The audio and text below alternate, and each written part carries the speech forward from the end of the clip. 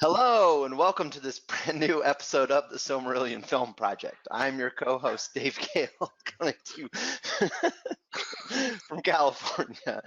And we're having a very mirthful morning already. That's We right. are. It's, We're having a it's a morning of tra-la-la hilarity morning. over in California. Exactly. That's right. And in Texas, yes, indeed. As you can hear, I'm joined as always by my co-hosts, Corey Olson, the Tolkien Professor, and Trish Lambert, the Tolkien Maven. And today we're diving back into our journey through episode brainstorming and outlining, and we're doing episodes 3 and 4, which look to be quite exciting and fun. I'm taking a look at the notes here. I see a training montage. A training montage, right? We're going to get to do a training montage, and you know it's a good episode if you get to do a training montage. Right. In fact, I think this is the first time we've ever been able to do a training montage in Film, and I'm excited. I mean, we kind of talked about the possibility of maybe doing like a Smithcraft montage with Feanor earlier on, you know, during the point when we were trying to establish, like, and during this time, in which a lot of time passed, Feanor did lots of things, you know, and made lots of stuff. But I think apart from that, we never really got a chance to do a montage. So I think that's going to be exciting. So, all right. Today, we have some exciting announcements today that I want to begin with, including one. This is a super exciting one that I've been waiting for a long time. It's been in the planning for years. So Mythmoot is coming up. That's not the thing that's been in the planning for years. We do that every year, and it's awesome every year, and it's happening on June 27th through the 30th. But this year, we are doing a new thing, which we are calling Mootcast. That is, this year, you can do a virtual registration to Mythmoot for the first time, and you will get to attend all of the sessions at Mythmoot live through GoToWebinar for the whole weekend. And in addition to getting live participation at all of the events all weekend, well, all of the panels all weekend long, the panels and talks all weekend long, you will also get access to digital recordings of all of them, which means that you not only can attend the things that you want to hear, you can also go back and watch the recordings of the things you had to miss because they were happening at the same time. So it's going to be really awesome. Mythmoot is, at Signum University, this is the event of the year. This is the biggest item on our calendar. It is always so much fun. The kind of community that we've had at Mythmoot has been really great. Such a wonderful combination of fun and warm community and intellectual stimulation. It's been great. But I know that not everybody can make it, right? Not everybody can either afford or get to travel. For some people are super far away. So you can still attend Mythmoot through the Mythcast registration. So I've got a page here somewhere for Mythcast. Yeah, this is our Mootcast. So this is signumuniversity.org/mythmoot/mootcast. On the Mythmoot page, there's a link here, and you can read all information about how it works. Registration for Mootcast is $75 for the whole weekend and for access to the digital archives for the future. So that's what's going to be happening this year. You can see there are FAQs and everything. You can only sign up through Mythmoot. So this is not something that you'll be able to, like, 2 years from now, go back and order the archives. We're not going to be selling it after the fact. This is attendance at a live event. That's how this works. And so this is virtual attendance at a live event. Anyway, so this is going to be a lot of fun. We've been kind of gearing up for this. You may remember we were kind of practicing streaming some things last year. That was like we were working. And I mentioned at the time that was sort of like proof of concept. Can we make this work? We were experimenting with a bunch of our setups and trying to understand how it worked, so that because we didn't want to offer it as a registration option until we were pretty confident that we could deliver. Now we're able to do the whole thing, and I'm delighted. So. This is the big change at Mythmoot this year, the big addition, I should say. Nothing's changed, but this is this on top. So anyway, that's the first thing that I wanted to announce. We'll go back to my announcements page. The second thing, two things going on with the Mythgard Academy. We have just come to the end. We just had night before last session number 35 of our Sir Thomas Malory reading, our epic reading through the entire Mort Darthur by Sir Thomas Malory. So we've done all 700 pages in Middle English over the last 35 sessions, and it's been awesome. It's like an item off my bucket list. I'm really excited. But we've come to the end now, which means two things. First of all, it means I'm going to fulfill a promise that I made to the attendees of the Mallory class, that we're going to talk about Monty Python and the Holy Grail at the end of it, because one of the great perks of reading Sir Thomas Mallory all the way through is that Monty Python and the Holy Grail becomes even funnier than it was before. So we're going to talk about that next Wednesday on May 8th. And then the week after that, on May 15th, our next discussion will begin Sauron Defeated, Volume 9 of the History of Middle-earth, containing the end of the history of the Lord of the Rings. So we'll talk first about the final stages of the drafting of the Lord of the Rings, including, of course, the unpublished epilogue of the Lord of the Rings, which is included there in Sauron Defeated. And then we're going to do of course, the Notion Club papers, which is the central part of this volume, which is a very remarkable unfinished work by Tolkien that he was working on there after he finished the Lord of the Rings. So really, really fun stuff coming up in the Mythgard Academy. Go to mythgard.org, and on the pages there, you can see the necessary registration links for those events. They will also both be streamed on Twitch. And then another final announcement, though it's the one that's coming up soonest. This coming Sunday, that is the day after tomorrow, I'm going to do another Lord of the Rings online marathon. I haven't done one in a while. I haven't played much outside my Grifflet stream in a while. My character Wiggin, who is level 99, I'm going to take him to Minas Tirith. He's gotten through the Battle of Pelargir, and I'm going to go up to Minas Tirith and see how close I can get to the Battle of Pelennor Fields on Sunday. So I'm going to start at 1 p.m. Eastern time and go through into the evening. And can I just say, I don't care if you're a Lotro player or not. The Ride of the Rohirrim will be totally worth it. Yeah. It's especially really listening to Corey squee, because Corey's going to squeak through the whole thing. Yeah, it's the main thing that I would emphasize here. This is not me just sort of streaming a game. Like, I have never seen this stuff before. So That's right. It's all new. when I'm streaming Wiggin, I am exploring and seeing parts of the game for the first time that I've never seen, and really getting like first impressions of the adaptation and development of the story as they do it in Lotro. So it's going to be a lot of fun. So anyhow, that's coming up very soon. So that's going to be the day after tomorrow on Sunday, May 5th. All right. End of announcements. Let us get to the heart of our matter here this morning, and that is episodes 3 and 4. So we talked about 1 and 2. Episode 1, we had the rescue of Maedhros, right, and his return to the camp. We had the meeting between the Sindar and the Noldor, right, which was also happening then. So it was a very Mithrim focused episode primarily, right? Then in episode 2, we had Maedhros recuperating, but we had Maedhros, the whole issue of kingship and high kingship, and we did another little mini digression on kingship, elves and kingship there, which was really cool. And I still like the idea that I was trying to develop in that episode of how it's not a question of like who's going to be High King now, but the formation of the concept of High King of the Noldor and the establishment of the separate kingdoms. Okay, so all right, so that was the meat of episode 2. We also had Galadriel's decision to go off to Doriath as sort of semi-self-appointed ambassador, and we were talking about her own sort of ambitious goals there during that time, right?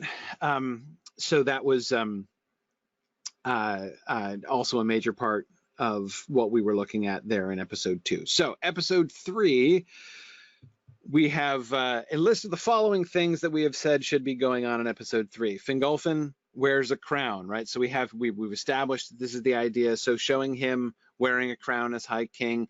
Angrod and Celeborn go to Doriath. So we need to get we need to get both of them there. We need to get Angrod there because we still want Angrod to play his role of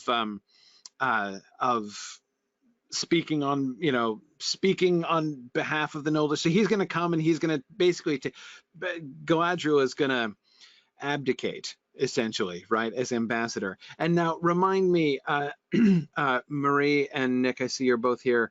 Can you remind me, do we have did we do Galadriel seeing, like, looking into the eyes of Melian? Did that happen in episode 2? Did that like come at the end of episode 2? I don't remember. Yeah, okay. So that did happen in episode 2. Great. Okay. So her crisis of conscience, even though we haven't talked about it, right? We haven't sort of reflected on it. It's happened, right? Okay, great.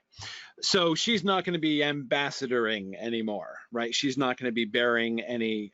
So there might be some. Has there been a message of some kind, right? Has she said to Fingolfin, sent a message to Fingolfin saying, like, I'm out, like, I'm not going to report back. I'm not, that I do not now choose to do that which I came here to do. And so Angrod is going to be sent instead to take up that role. We also do need to get Celeborn back to Doriath so that we can have him hanging out with Galadriel. And of course, we got the beginning of the Caranthir-Angrod feud. And this comes in the context of when everyone's establishing kingdoms, right? And Angrod is going to bear Thingol's message to the Noldor saying, all right, you can, it's okay, it's kind of okay for you to have kingdoms, but like not here. Caranthir is going to be the voice of the Noldor who are resistant to that. Who deny Thingol's authority, essentially. We've got the Noldor exploring Beleriand and claiming their realms, the meeting of Galadriel and Celeborn, the second meeting of Galadriel and Celeborn.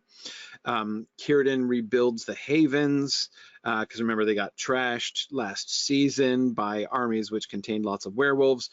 Maedhros learns to, we get the Maedhros training montage, right? That's going to be awesome. And then the Feanorians leaving Mithrin and going to establish their kingdoms. So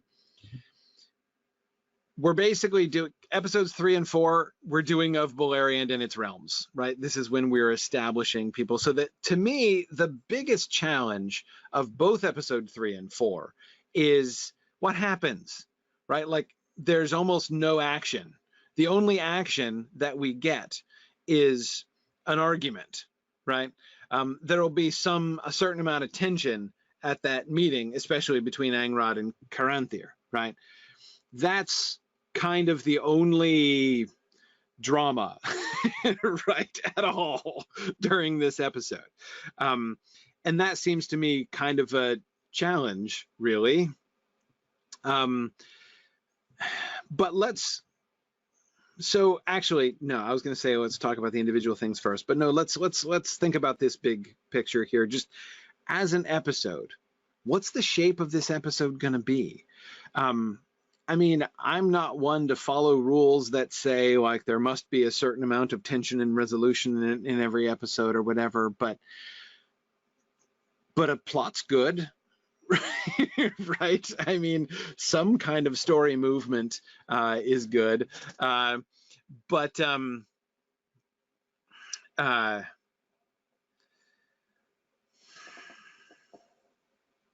don't know. Dave and Trish, how uncomfortable are you with the lack of action? And by action, I don't mean fight scenes, right? I just mean things happening. How uncomfortable are you with this? We do have some character development stuff going on. I'm fine with it. Okay. Doesn't bother me. Doesn't bother me. I think it could be done. I mean, as long as we have good character moments. Yeah, exactly. Yeah. Okay. Yeah. Hakan says Game of Thrones viewers will be trained to watch a couple hours of talking. That's true. That's true. True. As long as it's interesting talking. Right. Okay. Well, so let's think about sequencing. I would like to have some flow here. Going down the lists on these two slides of, like, sort of stuff that folks have brainstormed could take place. I mean, it seems like a fair amount, but I guess it is true that there's nothing propelling the story forward here. It's a lot of hints at things, setting things up, lining some stuff up, like Mithros learning to do. I mean, this is sort of like an inhale episode. We're just sort of like stopping and inhaling. Yeah. It is, I guess, my biggest well, not my biggest concern. I think as long as we're moving forward the overall story clearly.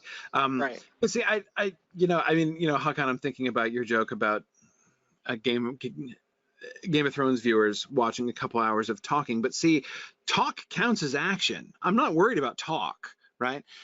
In certain cases, talk counts as action. I mean, this is, to me, it reminds me of like the classic complaint with which I have no patience at all when people are saying like, oh, Jane Austen is boring because nothing ever happens. Like, yes, lots of stuff happen, right?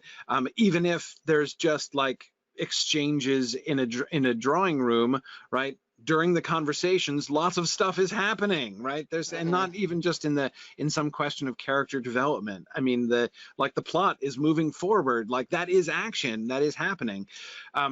But there's a difference between action, like action talk, right, and just exposition and the establishing of the Noldor into different realms, which begins to happen in episode 3 and sort of more or less completes in episode 4. That's hard, I think. Hard, because that's not exactly action, but I think that we can contextualize it. As long as we're contextualizing it in the big story, right? It seems to me when things like this happen, when people are just kind of traveling from one place to another and this kind of thing, as long as there's not a like, why do we care about this situation, right? Then we're fine, I think. We just don't want to make sure. Well, we just here's an idea. Want to make it clear, make sure it's clear people know why they should care about any of this stuff. Right. One of the names that's on this slide more than anybody's is Celeborn. Yes. What if we took a different, maybe, this episode would be told slightly differently, not narrated, but seen from sort of Celeborn's experience, because he's in a number of these things and he's probably auxiliary to several other things, right? Mm-hmm. So maybe it's maybe the thing here would be a different way of having the story unfold would be maybe with Celeborn as sort of the point of view character, but you know what I mean? It's like we're kind of following him around. He's not narrating, but he's kind of the guy in this. I don't know. That could be a way to. And it's a character that I think people would be invested in. Yeah, I'm thinking about. That's funny. Celeborn is a character people are invested in. I love that, but I love the fact that that sentence can be uttered in the context of some film, right? It's like a sentence that you would be tempted to say said nobody ever, right? Well, I did mean it on both sides. Our context, right? I mean it on both sides. In fact, as I said it, I was thinking to myself, on both sides, which is he's a wimp. You know what I mean? It's like you're invested in him, even if the investment is he's a wimp, and anyway. Right. He's well known and talked about frequently. Yeah. He's an interesting option here because I'm thinking, I agree. Nick says, of course, he'd have to contact all the plot lines in a way that makes sense. Right. So I'm kind of going down. Fingolfin being crowned. So the abdication of Mithros happens in episode 2. So that's not happening here. What we're seeing is kind of the aftermath. We're seeing like Fingolfin acting as High King of the Noldor for the first time, really. So that's great. So he's there. Celeborn is there at the beginning. And by the way, I don't personally have much invested as to like when Celeborn moves about. I know that there was Marie, you had mentioned a desire to make sure Celeborn gets back to Doriath early enough to spend some quality time with Galadriel, and I agree with that. I don't see any reason to think if we wanted him to be there super early, I think we could have packed him off back in episode 2. He has to be there to meet the Noldor in episode 1, but I don't think he's got a job necessarily up there in Mithrim, even in episode 2. I mean, he could be setting off for Doriath at the end of episode 1 if we wanted to, but I don't think we have to. We can keep him around here and use him, because if he is still there, then he'd see Fingolfin, right? So Trish, as you're suggesting, we could show that from Celeborn's perspective, which would be kind of interesting, actually, showing it from an outsider point of view. Right? Somebody kind of looking in from the outside and watching Fingolfin interact with the other, the other leaders of the Noldor. That would be interesting, right? And he's, obviously, he's connected to Círdan, so it would make sense that he would be at the, he could be actually at the Havens, or at least could hear from Círdan. I mean, or could hear from Círdan. Yeah, he was with Círdan before. Círdan might have left earlier. Somebody's got to take off. I mean, I don't think both Círdan and Celeborn are going to hang out with the Noldor indefinitely. But if Círdan took, so Círdan and Celeborn arrived there together in episode 1. If Círdan took off because he's like, hey, I gotta go help my people rebuild the Havens and stuff, so I'm out, and Celeborn's like, all right, I'll hang here and try to do a little ambassadorial thing. So Círdan's gone. So it would be perfectly natural for Celeborn to want to check in with Círdan, right? And he's just not on the way to Doriath, but for him to be like, hey, all right, what's going on? So that's fine. The beginning of the Caranthir-Angrod feud, if we kept him in Mithrim until he could be there, or I mean, would he be allowed to be present? Maybe he would. I mean, I don't know. He could at least kind of know the. So that happens before Angrod and Celeborn go to Doriath, right? No, after. After. That's the result of Angrod's trip to Doriath, and then he comes back carrying Thingol's message. But yeah, no, Marielle, he's not like officially an ambassador. Like, remember, he's not, when he's there in Mithrim at the beginning of episode 3, Thingol doesn't even know. It's Angrod who has seen Thingol and come back, right? So Thingol and Celeborn have never communicated. So he's not an ambassador in the sense of like being charged with authority by Thingol, right, in order to represent Thingol's interests with the Noldor. That's not Celeborn's job. Like, he might be able to do that at some point, but he's not done that because he's not talked to Thingol since he met the Noldor. He's just still there, right? So. I mean, my thought on this is too that it's very nuanced. This thing of having it be through care. In other words, this would be, obviously it's the script writers that would have to do this, but it would be sort of almost like a subtle thing, where like Círdan's in every scene sort of thing, or there's, I don't know, or we get to listen in on his conversations. He's the one that's doing the talking to various people. I'm saying that, in one respect, although he may not be aware of this, but Eru may be aware of this, is he's a king in training as much as Galadriel is a queen in training, right? And I do think I would like to have that be sort of our underlying acknowledgement is, he's a king in training, basically. So anyway, I just, and we're going to be seeing him later, and I would love if when the Fellowship gets to Lothlorien, it's like there's Celeborn and the viewers have this history, they've got this backstory now on Celeborn. That's really awesome. Anyhow. Yeah. It's an interesting idea, because the more I think about it, the more I like it with almost all of these options. Nick is right that Celeborn, so Nick is right that Celeborn has been invested with Thingol's authority in a more general sense as his herald. He is. I mean, so therefore I can easily imagine Celeborn kind of taking it on himself, right? He's there, he's seeing what's happening. He's like, okay, you know what? I'm going to stay on the spot. Rather than going back and talking to Thingol about this, I'm just going to hang here, right? Because I can sort of represent Thingol, but he's not going to put himself forward either. Celeborn isn't the kind of character, I think, who's going to be forceful there.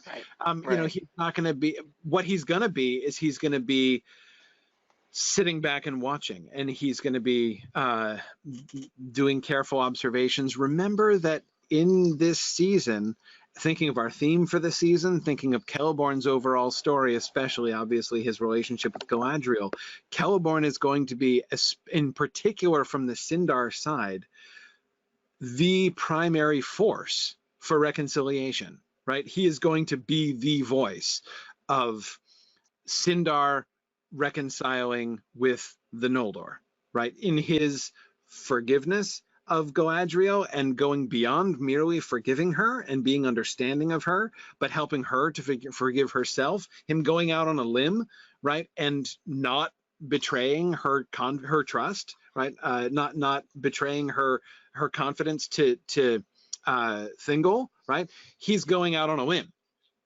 And the direction, like the limb he's going out on, is towards reconciliation, is towards peace. So him remaining in Mithrim to watch and learn and just try to figure out, like, what are the issues here? How can we move forward? Like, here they are, these Noldor, right? They're here.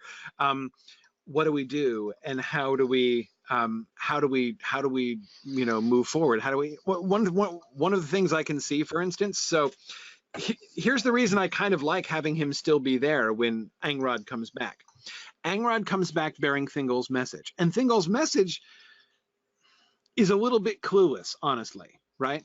I mean, there is truth in the response to him, right? That says he gives us leave to establish realms where his authority does not extend, right? He wouldn't have any sovereignty at all if we hadn't bailed him out.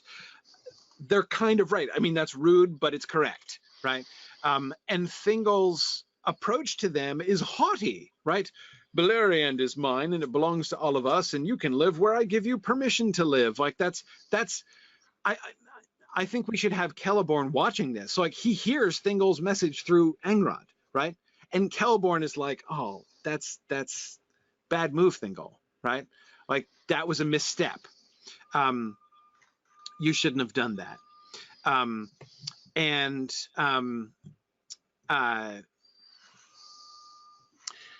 So he can, and then he sees the fight, right? He sees the feud begin between Caranthir and Angrod, and then he comes back and he tells Thingol about this, and he's like, Thingol, all right, that wasn't great, and let me tell you about how it went down. Let me tell you about these divisions that I've been seeing, and there's a lot to this situation that you're not understanding, right? It's not just you versus the outsiders, right? It's like the outsiders are divided among themselves, and it's really complex, and we need to be a little more helpful here. Anyway, so I think that there's exactly, Nick. He has done a lot of observation, and that's where I think, showing him. And I know, like, this doesn't make him exactly an action hero, right? To just have him watching everything and kind of absorbing that and being prepared for wise conclusions. But the thing to me that is most interesting is that this is all going to get translated into personal relationship, right? Mm-hmm. The outcome of what Celeborn is going to learn by observing the Noldor is not going to be political. It's going to be personal. Right? It's going to be his relationship with Galadriel. He's going to be prepared to understand her and to understand what she's saying and what she's going through, and to be able to counsel her best. And there's some vice versa to that too. If he's confiding in her his stuff, she's going to see him. Yes. It's going to bind her to him. You know what I mean? She's going to be like, whoa, this is a guy worthy of me. Right, kind of right, thing. Exactly. Now, I have a side note. I think it's appropriate to say it here because as you were talking, it occurred to me. I mean, Celeborn is really a scholar. I think more than anything. If you think about the fact that he took over Rivendell after Elrond left and whatnot, this is our proto Elrond. Not only that, but I'm wondering if perhaps in the future, Celeborn will be to Elrond as Melian is to Galadriel. Mentor-ish. Interesting. Sort of part of the training. Isn't that interesting? So we could see in the way Celeborn operates here, it's going to be something that, because I was thinking as you were talking, I'm thinking, gosh, that's really Elrondish what you're saying here, and I'm like, wait a minute, hey, this could be, yeah, yeah, that is really interesting. And I had not really thought of that connection. Of course, I always, obviously, enormous formative relationship for Elrond, not only, of course, is Maedhros, oh sure, Maglor, absolutely, but also obviously Gilgalad, with right. whom he was working for a really long time. I was actually thinking that would be a period of time, perhaps, when he does come across Celeborn, as while he was Herald, he was Gilgalad's herald, right? Yeah, he was. Which exactly. is interesting, given that Celeborn is Thingol's herald, Yeah. So. He is with Gilgalad for a long time, but it does open up that possibility, exactly, Trish, especially that last parallel you were just suggesting, that Elrond himself, sort of, I was about to say young Elrond when he was The Adventures of Young Elrond. Young Elrond, when he kind of takes up his role with Gilgalad, right, might see himself as trying to be to Gilgalad what Celeborn was to Thingol. Celeborn was to Thingol, yeah. Yeah. So it's a way down the line, but yeah, and like Nick says, Elrond does marry his daughter. Right, exactly. So, exactly. There's that father-in-law thing going on. He's obviously known to the family, right? Yeah, and so exactly. I'm thinking of it in terms of Elrond as a young elf, not as a child, because he'll have, his own, the Feanorian guys. Yeah. But when he becomes, an adult, I guess would say, like you said, when he becomes Herald of Gil. Anyway, so it's a ways down the line, but this is the kind of thing. It's like, well, if we keep this in our minds now, that could inform this episode. Or I like that a lot. Let me just mention a couple things quick.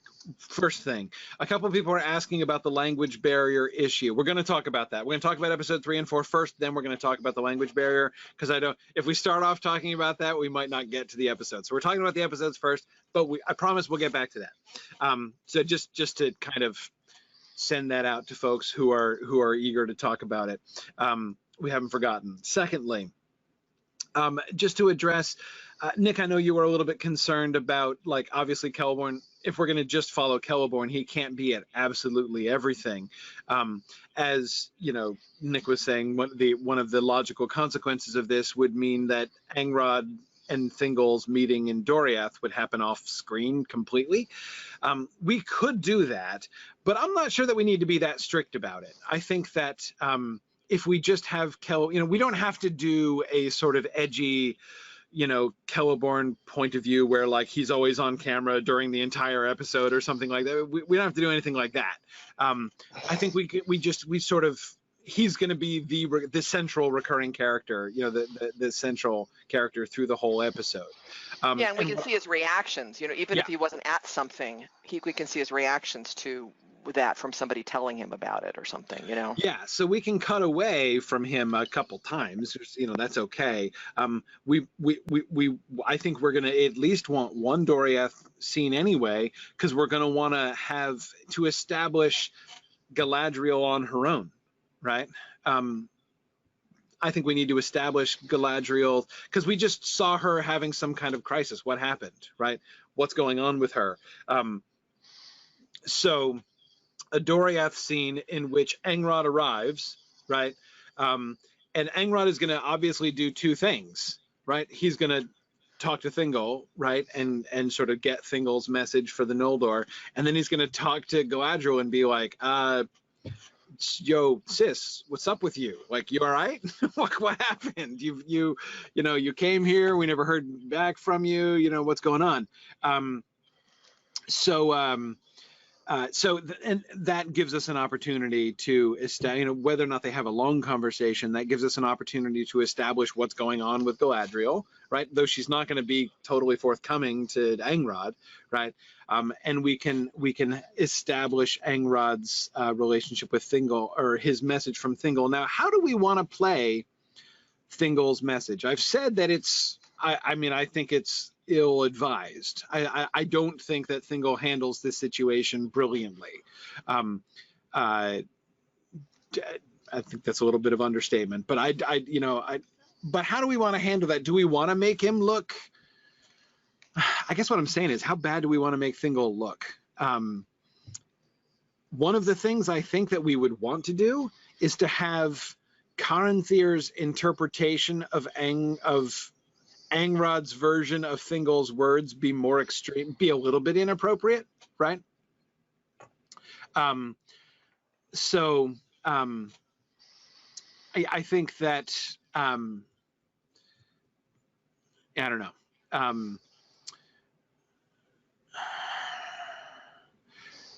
I want to have some shades here, you know. I want to have Thingol.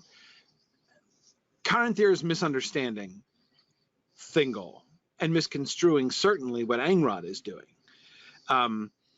but there's substance to it as well. But let's just start with Thingol himself, right? Yeah, Nick says, at the very least, he's making decisions in absence of enough information instead of doing what Celeborn is doing.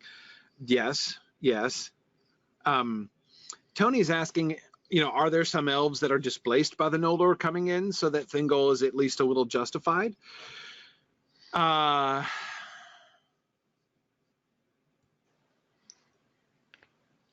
We didn't have a lot of elves living up in Mithrim. I've been resistant to that. But I don't know. I mean, I don't know how much time we want to spend in Doriath. At the very least, Thingol is going to fear that they're going to come and displace, you know, Sindar that are scattered around. Yeah. No, that's fine. I'm not concerned about this as a consequence of my resistance to having elves in Mithrim, Nick. I think that's fine. I still like not having elves in Mithrim. There does not have to be large-scale displacement in order for Thingol to be concerned that there's gonna be. Especially when it's made clear to him, to Thingol, that we're talking about a very large group of Noldor densely camped together in Mithrim for now, right?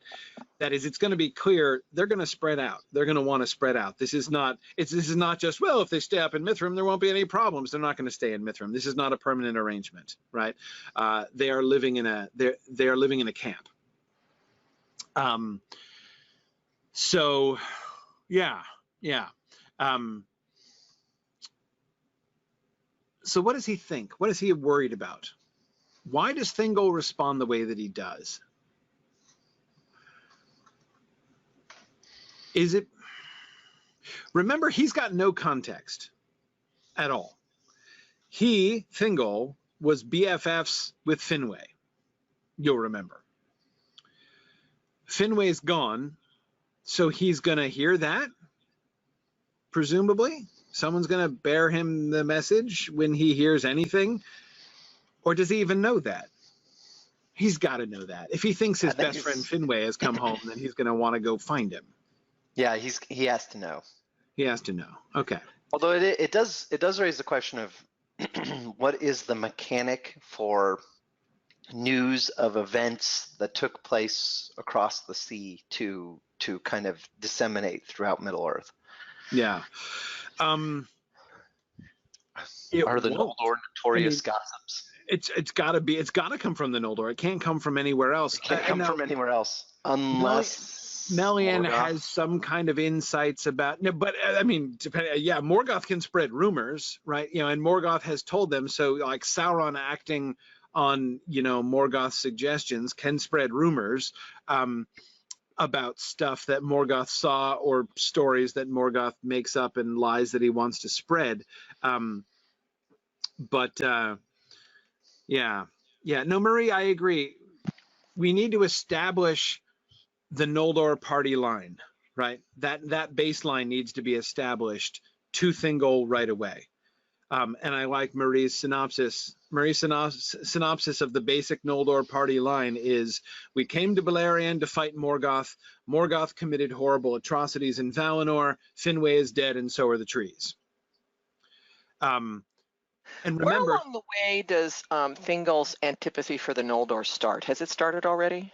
Well, see, that's the thing. He's edgy already. I mean, his whole response to them is not hostile, but cautious, somewhere between cautious and worried, basically. You know, I mean, I could see finding out about Finwë's death being, in spite of the fact that Noldor is saying, you know, Morgoth did it, that he's, you know, and ends up like adding this to the things he's blaming the Noldor for. Well, if you hadn't blah blah, you know what I mean? It wouldn't make sense. I mean, we're beginning to see him not make sense. To lose one king could be an accident. To lose two kings begins to look like carelessness. Yeah.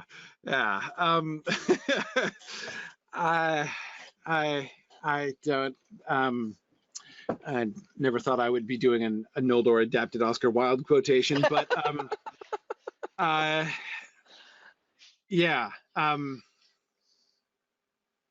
Tony's suggesting that he thinks that Thingol is at least partly fearful of the Noldor's military power. Like, they are clearly superior. If the Noldor turned against the Sindar, they could stomp them. Their armor is way better. They are more powerful from a military standpoint.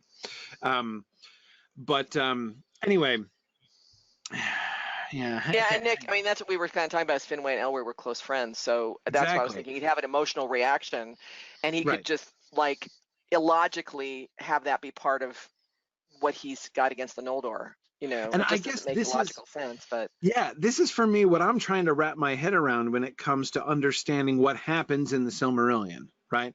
Because Thingol, part of me wants to say the first option, right? The first reaction, Thingol's number one association with the Noldor has to be Finwë, right? Has to be, oh, these are the people of my best friend whom I haven't seen in millennia, right? So if when somebody comes to Thingol and is like, the Noldor are here, his very first response surely has to be, Finwë? Has Finwë come back? He's back. Hooray! And then he's going to hear, oh, no, tragedy. Finwë was murdered. Morgoth killed him, and they've come to seek vengeance. And it has something to do with Feanor and the Silmarils. Well, so why is, if that's what he hears, if he hears that Finwë has been murdered by Morgoth and they've come to, and the Noldor have come to, you know, and his boys have come back to Beleriand in order to take vengeance for his murder, how is Thingol's first reaction not awesome? Like, I'm with you guys. Like, that's awful. He's my best friend. Let's go get him. Yeah. How can I help? Like, that's not his reaction. We have an Iago at court that could somehow twist the truth to Thingol and implicate the Noldor in the murder of Finwë. If we need a bad egg in Thingol's court, we always have Cyros, obviously. Oh, that's true. It is a good question. Why wouldn't he be totally supportive? And he doesn't. He has no prior experience with Finwë's children. Right. He knows nothing about Feanor, right? Feanor's not even a name to him. I mean, he might not even know the name. So he's still presumably by many called Kuru Finwë. So, you know, like Feanor's a nickname.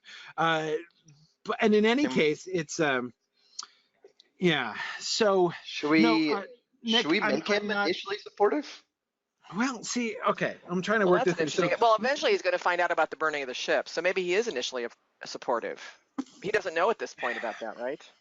But remember, when Círdan was sleuthing at the end of season 3, his conclusion/assumption was that the ships were burned by orcs.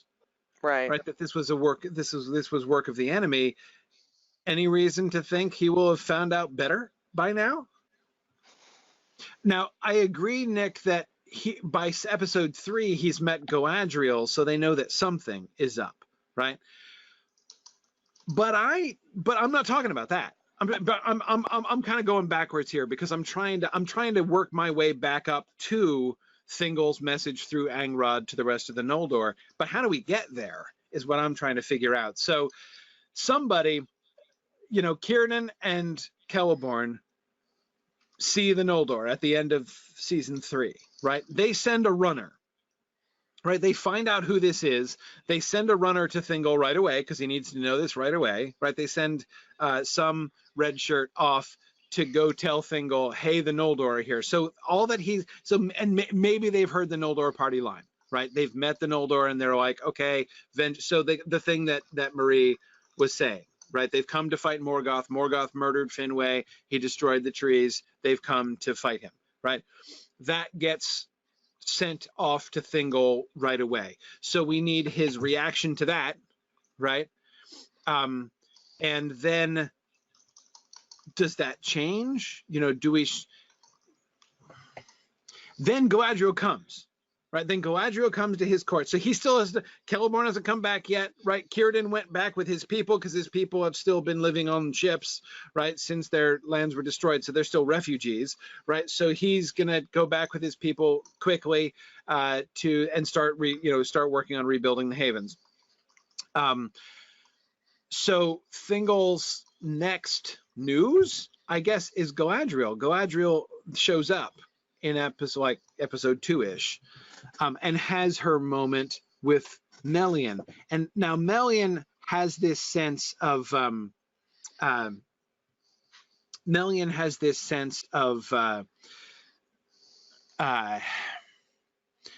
you know, that something dark is, but I think that Melian's suspicions and concerns don't happen until she meets Galadriel. I think it's when she's looking into Galadriel's eyes. Like, Galadriel is very disturbed by this. And then we talk about Galadriel having the same sort of experience with Melian that she puts on the Fellowship, that same sort of soul-searching thing. Yeah, there is a darkness behind her, exactly. And Melian doesn't see it. So that means prior to Galadriel's arrival, all he knows is that they're Noldor, and he knows the Noldor party line. And I don't see any reason he has to disbelieve it. He doesn't know these people, but they're the children of his best friend who are coming with news that to take vengeance for the murder of his best friend, their father. What's not to like? Tony has the idea of what if Círdan takes some of the Noldor with him to help in rebuilding of the havens, and that's where he learns about the ship burnings. I don't know. Well, and I'm kind of thinking, like, I think it will be more dramatic if there's a turn, right? That if he goes from being supportive to not supportive. Exactly. So, I vote for that for sure. Yeah. So he'd be thrilled to start with, and then the other good thing here is that we don't need to get him the Angrod's delivery of the message. That's after Galadriel, right? So we can afford, essentially, to have Thingol's initial positive reaction be self-contained, right? It doesn't affect, you know, the overall plot in that way. So we would have to then work that reaction, the positive reaction, back into episode 2, I guess, or maybe not. Maybe we don't bring it up until the conversation with Angrod. He could say to Angrod something like, when news first reached me that, you know, the children, you know, the children and grandchildren of my best and closest friend came to take vengeance on his murderer, you know, I was all in favor. I thought that sound, you know, I was completely behind you. Now we are troubled, right? We are troubled. So what's the trouble? He doesn't know, because Celeborn's not come back. Celeborn knows. Thingol does not yet know that there's division among the Noldor. That he won't have gotten necessarily from Galadriel, right? There's a darkness behind her. Melian is going to be able to tell that, like, there is guilt on her soul, right? So the conclusion I think that Thingol would draw from Melian's warnings is the Noldor did something bad. They did something bad. Were they actually exiled? Maybe he doesn't go that far in his speculations, but they've got a record. I don't know what it is. They did something, and I don't know what it is. And so therefore, I'm gonna operate on a trust but verify basis with the Noldor, because, as Tony's pointing out, they are also intimidating, right? Initially, he would have no reason to be worried that the Noldor are going to come and attack him. Who would do that? Why on earth would that ever happen? That's got to be completely out of, inconceivable to the Sindar that such a thing could occur. And yet, once he finds out that they've got a record, right, that they've already committed some terrible act or other, now he's like, well, okay, so we've got these people with a history of we don't know what, who are heavily armed, and maybe we should be careful, right? Also, do you think Thingol would think it's weird that he's not meeting Finway's son, but in fact meeting his grandchildren? I mean, you know what I mean? It's like, wait a second. So you say Finway's dead, and you're his grandchildren. Where's his children at? The first indicator. So Feanor's dead, which is fine, right? I mean, like, that could have. They've already had a battle with Morgoth, and he was killed by Balrogs, right? I mean, could happen to anybody. So that's that just sounds double extra tragic, right? Oh, my close friend's eldest son has already been slain in battle with his murderers. Like, that's terrible. That doesn't sound bad, but here's the thing that sounds bad, right? Finarfin sounds bad. Angrod, so Angrod is going to show up. Maybe Galadriel's already said this. Maybe Galadriel probably would say this, right? Galadriel would have introduced herself, right? She would have come back and she would have been like, hi, I'm your great niece, actually, right? This is her approach to Thingol. So he knows that some of the Noldor are closely related to him, right?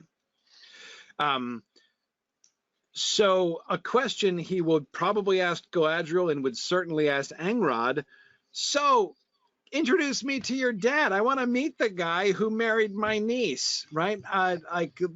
Did she come, right? Is she here too? Is Olwe's daughter with you? Right.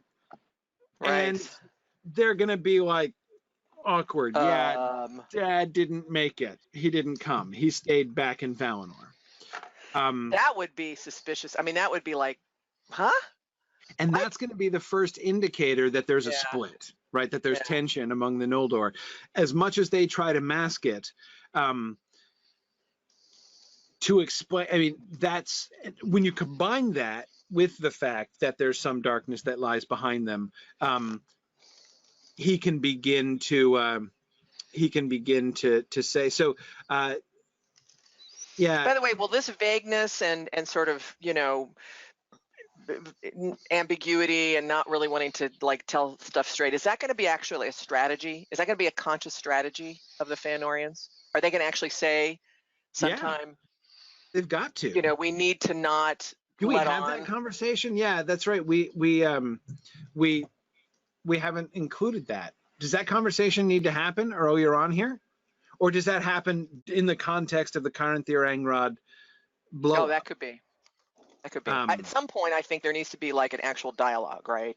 Where they consciously say. Where they say, all right, let's secretive.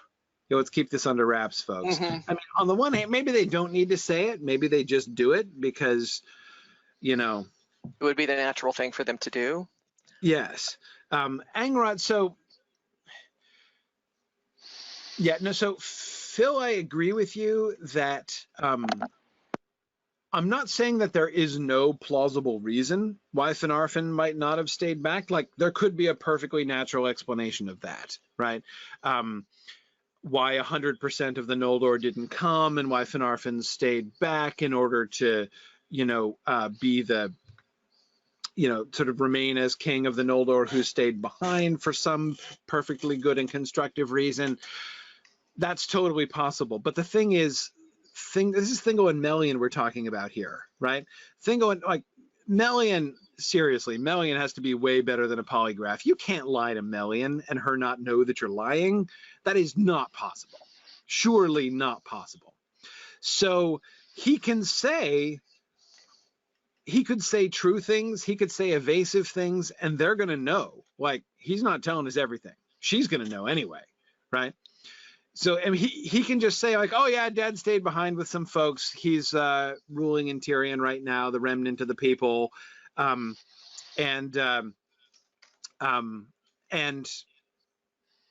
make it sound fine. But she's going to be able to tell that there's something behind that, that there's more to that story than he said. Does he admit that she's dead? Well, I think he'd have to lie otherwise, and I don't think we should have Angrod lie to Thingol. He can withhold information, but he's not going to lie. So I think he would say that she died. And again, Melian is going to be like, there's something going on here. So from the conversation with Galadriel, Thingol and Melian get the first vague idea that there's something going on, that there's this vague darkness, that, you know, the Noldor have a past. From Angrod, they will begin to gather, because Galadriel's going to clam up real quick, right? I mean, it's her first meeting with Melian when she has this crisis of conscience, and from then on, she's not going to want to talk about anything, right? She's going to be isolating herself, I think, primarily. So they're not going to get anything out of her. But Angrod is going to have to explain some stuff.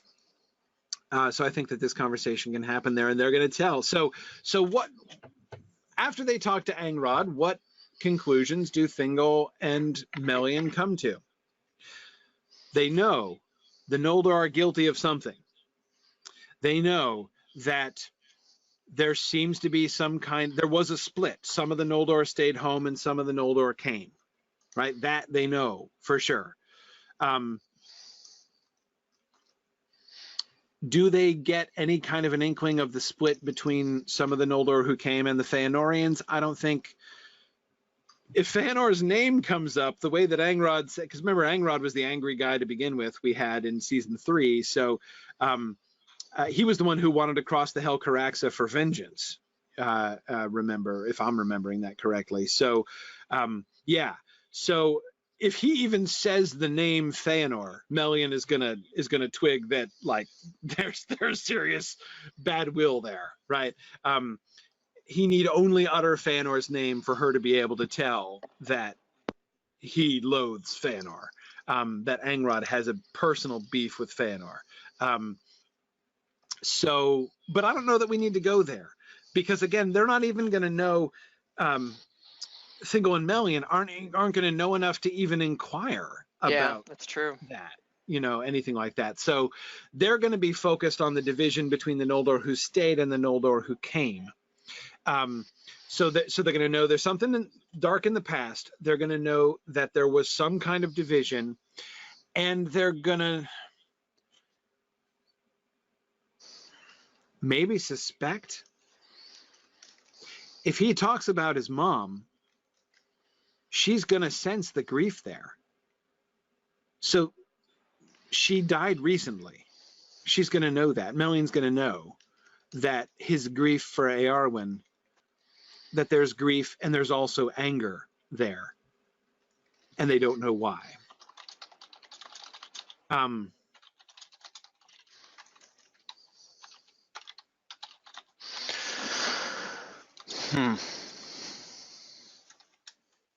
Yeah, yeah.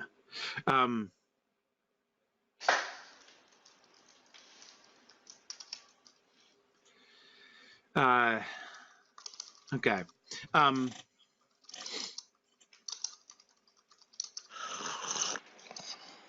Okay.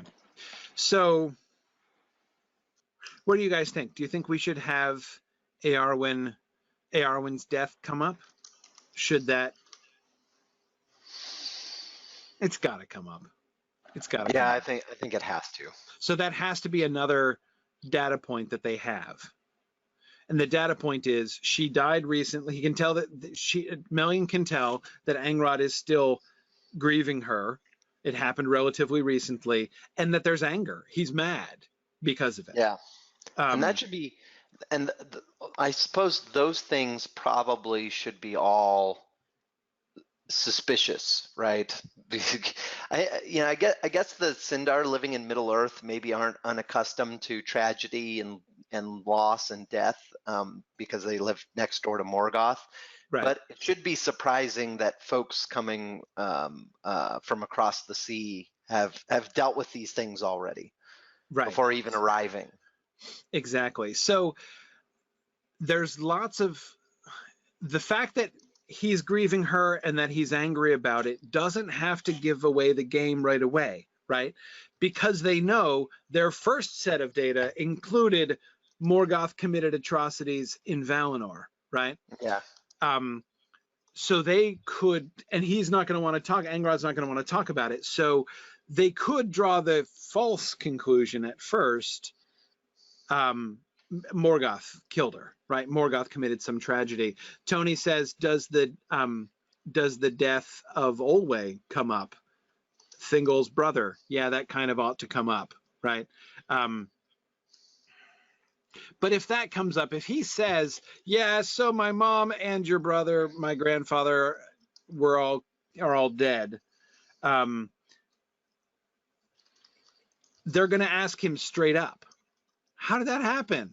Did Morgoth kill them? And he, like, how can they push him to a place where he can get out of that without lying?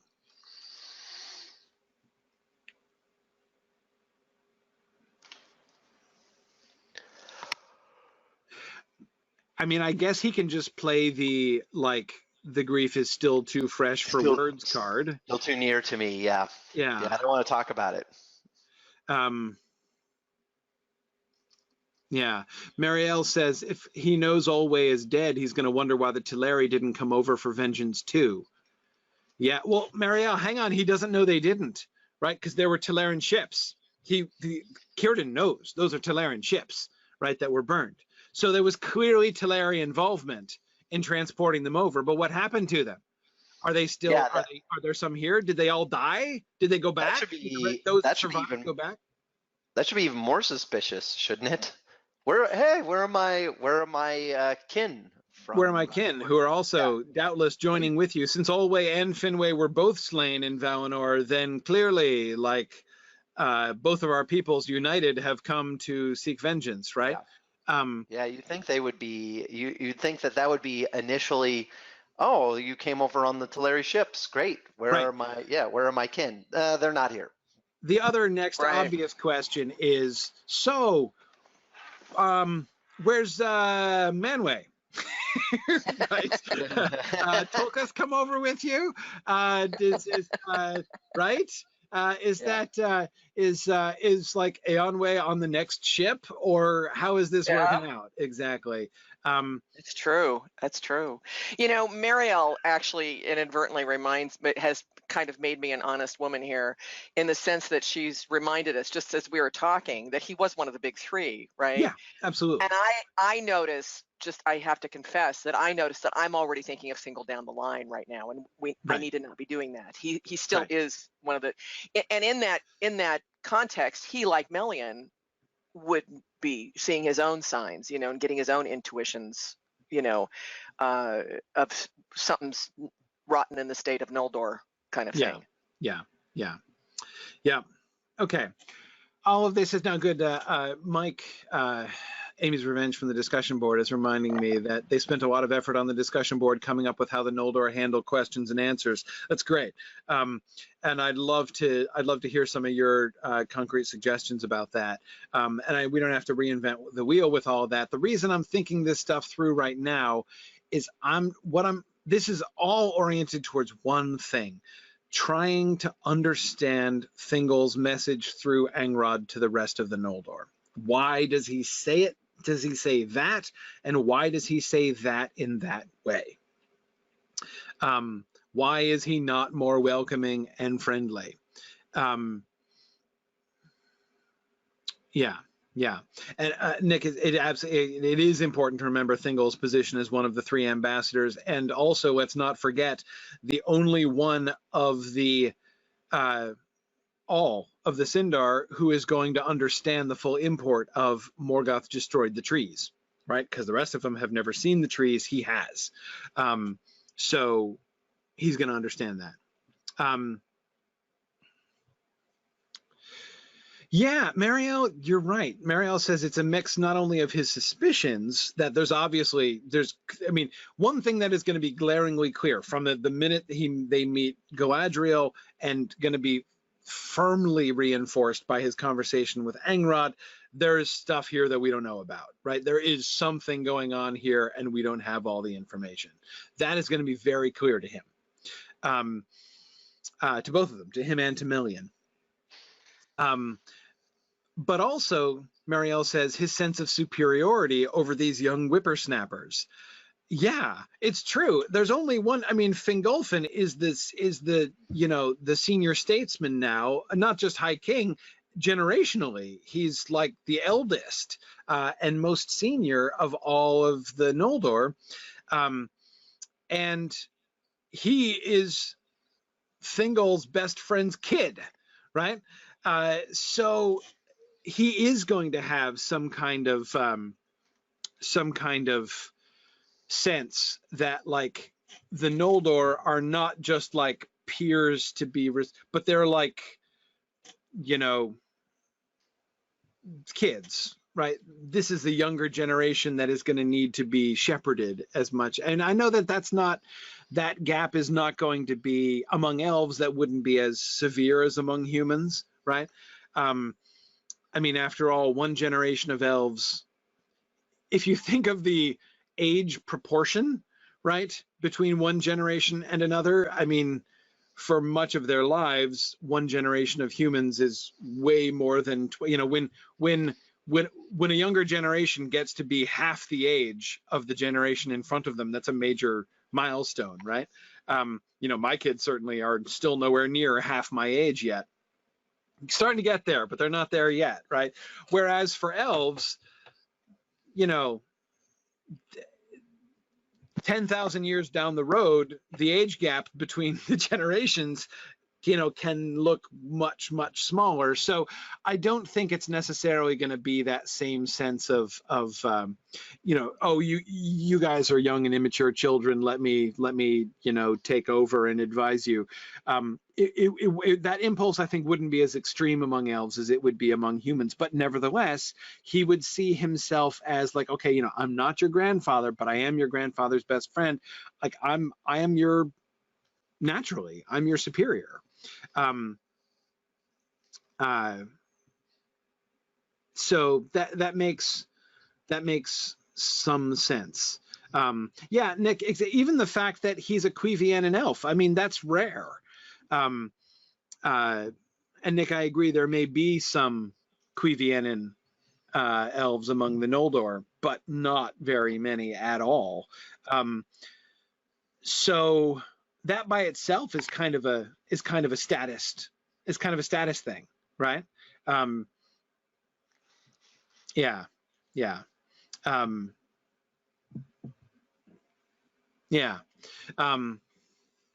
Okay, so that would also explain one of the things that the Noldor seem to kind of bristle at when they hear from Thingol is what sounds like a kind of paternalistic tone. And I think if we put it in that context, if we make him being not snooty, but paternalistic, that makes it easier, right? He's treating them like, I shall look after you. Since you are the children and grandchildren of my best friend, I shall care for you as if you were my own children and grandchildren. And they're like, dude, come on now. Right? Like, who are you? Right? We've never met you before, and we're perfectly capable of taking care of ourselves. Yeah. I think that's not a bad idea, actually. So that would be one way to help. You're not the boss of me. Yeah, you are not the boss of me. Exactly. Nick points out also, and none of them are married to an Ainu. Yeah, exactly. Oh, and also, yeah, he's got that trump card for sure, doesn't he? Exactly. Especially, and we have to keep in mind, Thingol has been changed by that, right? I mean, Right. He has been, when he emerges from the thicket with Melian after their, long honeymoon in, stasis, he's changed. He's different. even than he was before. So that is yet another reason in which he, Right. even if it's totally benevolent and even appropriate, seeing, and seeing himself as their superior to them in wisdom. He could and say, "You may have been position. living with the Ainu, but I've been really living with the Ainu." That's a big wink. You've been in Valinor, but yeah. You don't know the Ainur like I do. You know what I mean? Yeah, exactly. No, agreed. So to Thingol, he could see himself as being both generous and kindly, and they could take his overtures as being standoffish and snooty, and that would make perfect sense. Okay, that's good. I'm feeling a lot more comfortable about Yeah, me too. Thingol and where Thingol starts here with his relationship with the Noldor. Okay. Yeah, turns out to be not quite so complicated as we thought. There's actually lots of reason for him to be suspicious. Yeah, exactly. For him to be suspicious. Like pretty early, actually. Yeah. Right. Yeah.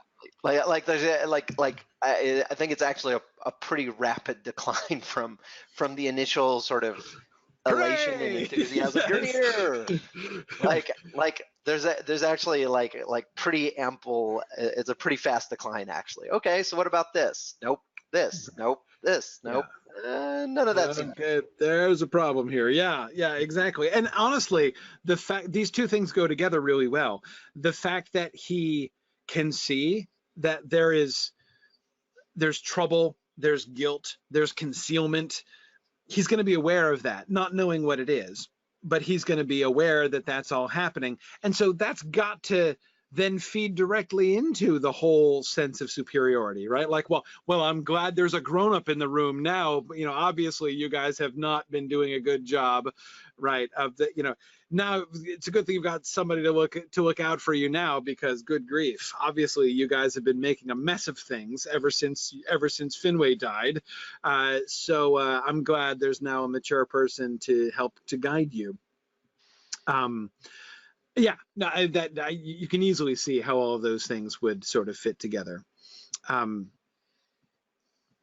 Yeah, and I think by doing this, we can avoid giving our audience, giving our viewers the impression, and this is the thing that I dislike most about Thingol's message at the beginning, as it's depicted in the Silmarillion, is that it sounds merely standoffish, like the Noldor find it cold, and it does sound cold.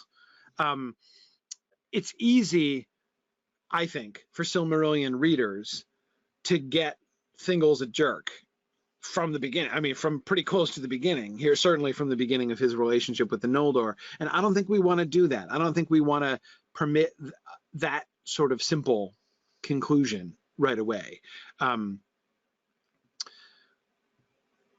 Anyway. Yeah, exactly, Tony. And that would, of course, all then be confirmed by his treatment of Beren after that. Precisely. But if we want to show that, if we want to show a little more movement in Thingol's character, if we want to, and now keep in mind, in saying this, am I saying that like Tolkien did a bad job depicting Thingol, or I want to depict Thingol better than Tolkien did? No, it's just the Silmarillion narrative is a different kind of narrative. Like we don't get close to people. We don't get this kind of character development. The important thing about that moment in the Silmarillion, like what is happening in that moment in the Silmarillion, it's all about the Noldor's reactions to him primarily, right? And so we get the cold message and we find out that they found that it was cold. There could well be another side to that story. I'm sure there is another side to that story, but the Silmarillion, the way the Silmarillion narrative works as the way that story is told, it's not big into like giving us multiple sides of each situation. Yeah. Cool. Okay.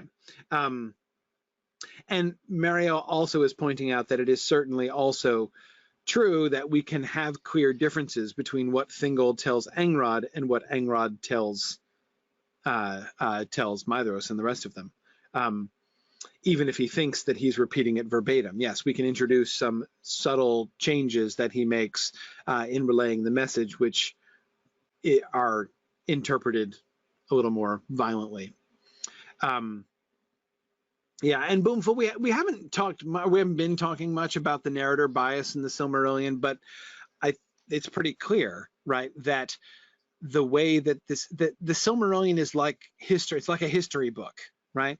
And it is told from a very particular point of view, not just an Elvish point of view, which it is certainly from an Elvish point of view. It's not just from an Elvish point of view, but from a particular subset of Elvish point of view. So yeah, no, absolutely. That's and it's not a text which is making any apologies for that. Again, it's just not the kind of storytelling that we're getting. But the kind of storytelling that we're trying to do in film is a very different kind of storytelling, and that's why we end up introducing some differences and doing some things that the text doesn't even attempt because it's doing something else. All right. So most of the story I think I can see here really clearly. Celeborn watching Fingolfin operate as High King, right? And in that context, we get the decision about Angrod to go to Doriath. And I think Celeborn stays. I want Celeborn staying there a little bit longer. We get Angrod in Doriath, right? So we get the meeting between him and Thingol and Melian, and then we get the meeting between him and Galadriel, where he comes out and he's like, phew, oh man, like that was rough. Anyway, how are you, sister? So we get some, we need to convey where Galadriel is in her own personal emotional journey right now, and that is in the Slough of Despond. So then we go back to Celeborn, right? And we have Angrod comes back, and he watches the whole feud happen and does his careful observation and sees even more clearly where the fault lines are there, and he sees the unwisdom of Thingol's particular approach to the Noldor here, and is concerned, and he decides, okay, I really need to get back and have a little conversation with Thingol about what's really happening here and all the things I've learned about the Noldor. On the way, though, he's going to stop in and visit Círdan at the Havens, and this gives us an opportunity, by the way, to say what Círdan knows so far and what he has figured out so far, both about those burned ships. Has he learned anything more about those burned ships? And secondly, has he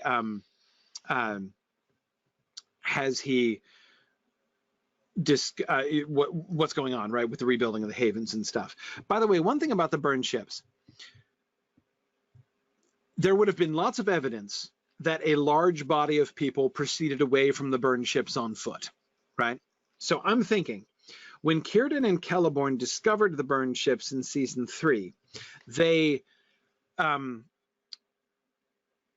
investigated, but they didn't stick around for a long time. I think that their investigation would have been fairly cursory because they would have been worried that this is an ongoing situation, right? Clearly, there was a disaster here. There was an attack.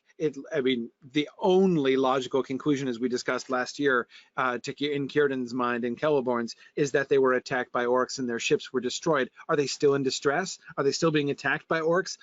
Let's go and find it. So they hasten right after following the tracks of the Noldor until they come upon them in Mithrim, at which point they discover they're not under attack just now, so it's okay, right?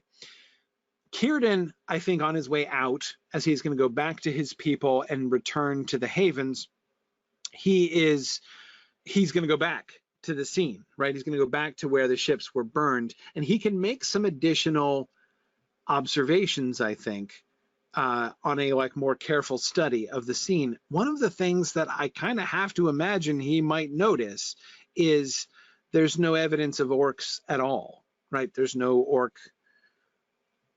evidence of a place where orc bodies were burned. There's no orcish weapons or arrows or anything like that.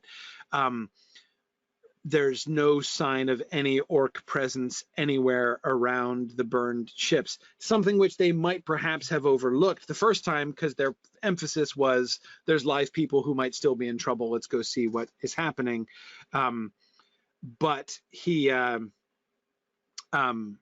might then learn. So that's something that so maybe Círdan is getting suspicious.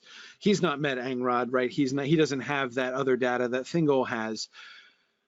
But I'm thinking the burning of the ships is going to be that's the thread that Círdan is going to be following in his own sleuthing, right? In his own trying to figure out what really happened. And so Celeborn can bring this back to Thingol. Celeborn can bring back the burning of the something weird happened with the burning of those ships, right? Like they were destroyed, and yet there's no evidence of orc presence, and we haven't seen any evidence that there were any Teleri either, though those are clearly Teleri ships. How could we explain this? What's going on? And this, so I said, this is what I think is going to lead Círdan along the trail that's ultimately going to lead him to hearing about the kinslaying, right? But we can introduce that through Celeborn, so that this gives us a chance not just to pop in on Círdan and be like, hi, are you building the havens? I see the havens being constructed. Let's move on now. It really does move forward the whole suspicion plot and stuff. By the way, Dave, do you notice that like we are shifting, in fact, towards a kind of almost Games of Thrones-ish, like talk and rumors and politics kind of episode here, right? As we're focusing on the like give and take and the careful interpretation of what is said and not said, and the manipulation of conversations and things. It's that was the initial vision.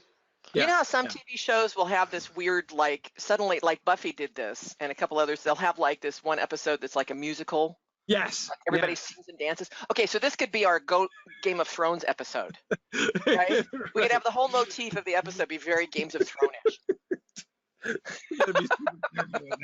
I'm not even looking at the comments window right now.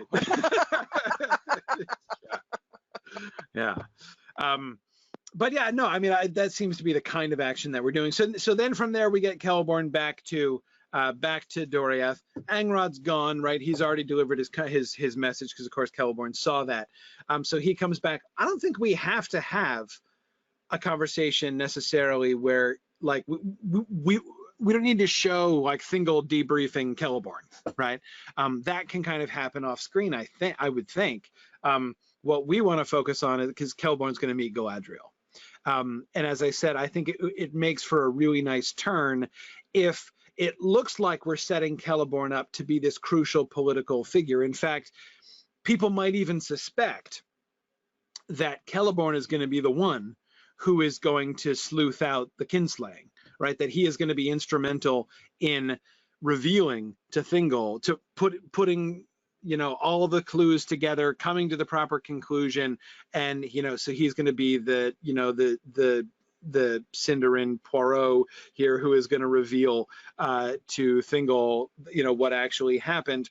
And then in fact that gets reversed, right? Instead he holds it all in, right? And instead of all of his observations having this political utility, which it looks like it's building up to, we could even have it come to a scene where the reader would expect, or the viewer would expect him to reveal, to put together what he said, right?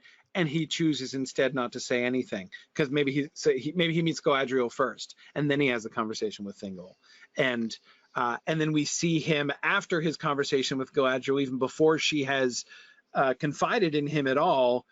We see him pausing, right? We see him withholding, and not drawing. He's not going to tell him nothing, but he won't tell him everything. He won't reveal to him all of his conclusions. He will just hang on to this stuff, and instead, the conclusions he'll draw will be personal, not political.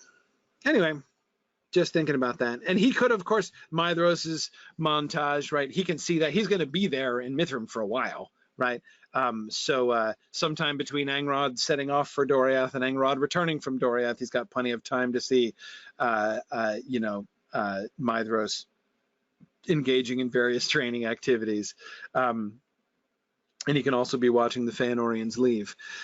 The one thing I'm not sure of where to place or how exactly to place is the other thing, which, other than the Angrod Thingol Melian scene, segueing to the Angrod Galadriel scene, apart from that, the only other non-Celeborn scenes that we get in this episode are the Feanorians leaving Mithrim, the exploring of Beleriand and claiming of realms.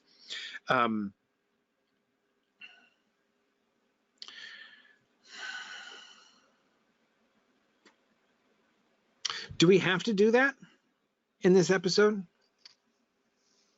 I was just going to ask that same question. It seems kind of a little bit off topic given what we've talked about so far for this episode. Yeah, and we're going to be building things in the next episode. Like the next episode is when they're actually going to be constructing their strongholds and things. Maybe we build up to that with the explorations and stuff. Maybe we don't do this at all. Yeah. Okay. So let's save that to episode 4. Speaking of which, episode 4. So what needs to happen in episode 4? We've got the Noldor building a lot of towers, right? Barad Eithel, yes, Himring, Tol Sirion, all kinds of defenses going up. Eol, the story of Eol told in flashback happens here. Perhaps in the context of him not approving of his new Feanorian neighbors. Celebrimbor traveling East Beleriand, sure. Question about meeting the houseless dwarves. If we're going to set up the Nargothrond thing and the houseless dwarves, do we want to be introduced to them? Do we want to actually meet them and encounter them? And I know Maria is eager for us not to kill them when we meet them, or for the Feanorians not to kill them when they meet them. Thurin-Gwethel spying on the Noldor in their new realms. Yes. Sindar moving into Nevrast, Mithrim, and Dorthonion. Yeah. So we got Turgon moving down. We've got Fingon and Fingolfin setting up. We've got Angrod and Aignor. Ecthelion rescues the Sindar from werewolves in Nevrast. Of that plotline, I know very little. I think that was the suggestion that you guys had, and I'm not too sure of the background on that one. The idea, I guess, is to introduce Ecthelion as a warrior and as someone that Turgon trusts, right? So Turgon is still in Nevrast, so we'd show Ecthelion as a major captain of Turgon. That would certainly accomplish something. We would have him. Okay, so it's mostly to establish his character, who he is, and what he does. Yeah.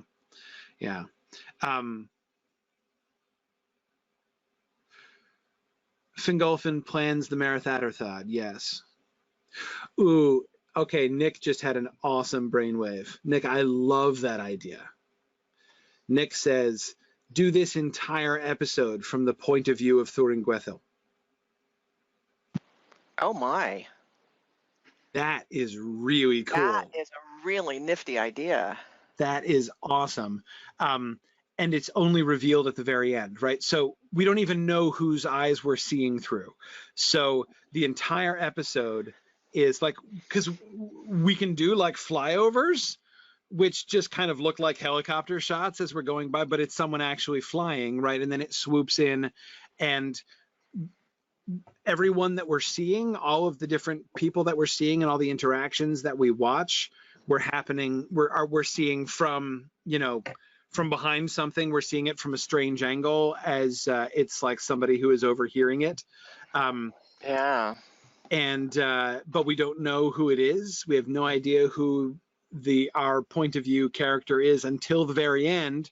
The final episode, the final scene of the episode, will be Thurin-Gwethel returning to Sauron, right? And then the camera pans off and we see it's Thurin-Gwethel, and she reports to him, and ending with the Merith Atherthad, right?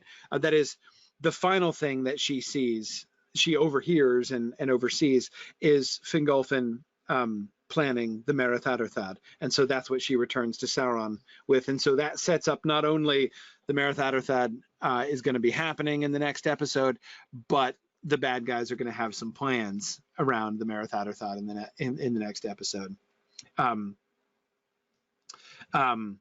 anyway, I kind of like it. Yeah, and it's, exactly, Nick, how hardcore we have to be as far as the camera angles and stuff. We don't necessarily have to go that far, but I like the idea of having her be completely off screen the whole time, right? Until, we can give some indication that there's a person actually there, that it's not just a disembodied camera, right?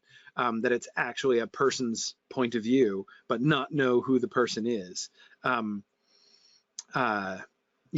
Yeah, I think that's interesting. Nick says the only problem there is the AOL stuff. Yeah, flashbacks.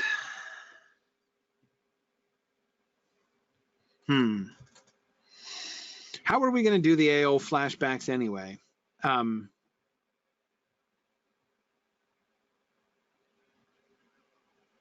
What do you mean when you say how? Well, how are we going to introduce, like, in the middle of the episode? That's do we interesting. Right? I mean, we have a bunch of things happening, and then we meet AOL, and then we're like, do the, Wayne's World thing and flashback to, I mean, it's easier, right? It would be easier to introduce that flashback if we did it at the beginning of the episode.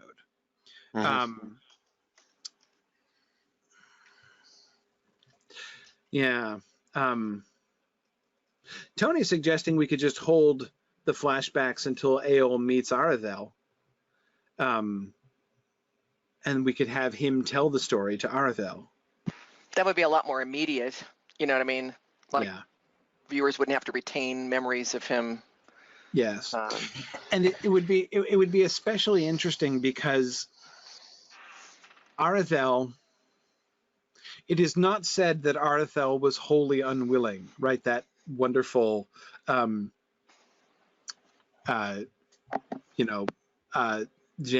with faint praise sentence there.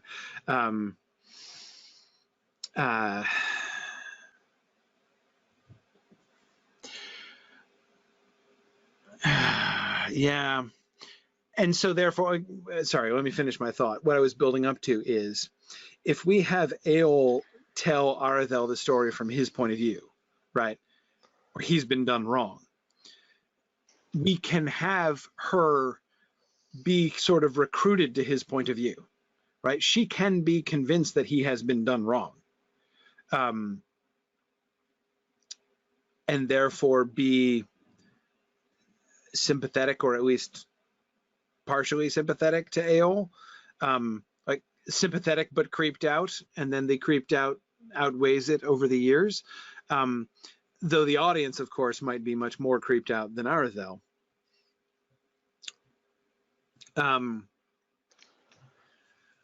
Yeah. Anyway, of course, the problem is that means saving it until next season. Well, no. The immediate problem is if we don't tell AOL's story, which we've never told and we keep putting off, right? If we don't tell AOL's story, who the heck is he? I mean, how can we even introduce him as a character? Yeah. I mean, like, we just show this, like, how do we keep our viewers from being like, dude, who's the goth elf, and why, and like, where did he come from? Like, it's gonna be hard. He only really doesn't. His main role really doesn't crop up until Arathel's departure from Gondolin, right? And her running into him. I mean, I don't see anything wrong with introducing him at that point, especially if we're going to, cover his backstory at that point. I don't know. Tony points out we do still have his connection with the dwarves, so we could just stick to that. Yeah, that's true. I guess all we really need to establish is he's a kind of weird loner Sindar who lives in this area and hangs out with dwarves, right? And the full, he should have tattoos. the full story, right, of his complaints and his all the ways in which he's been done wrong, can be held for later on. He can be a bit of a mystery. Okay, so there's this random Sindar living out here who hangs out with elves and is a smith. Why do we care about him and what's he doing? Marielle, we do need the sword in Thingol's possession, but we don't need it for a while. It's not going to do anything. I mean, Beleg is the first one to do anything with Anglakel, and that's not going to happen until later on down the road. So, yes, we need to establish that it got in Thingol's possession, but we were already going to do that in flashback, right? So if we flashback now in season 4, or we flashback later in season 5, what difference does it make, right? We're still flashing back.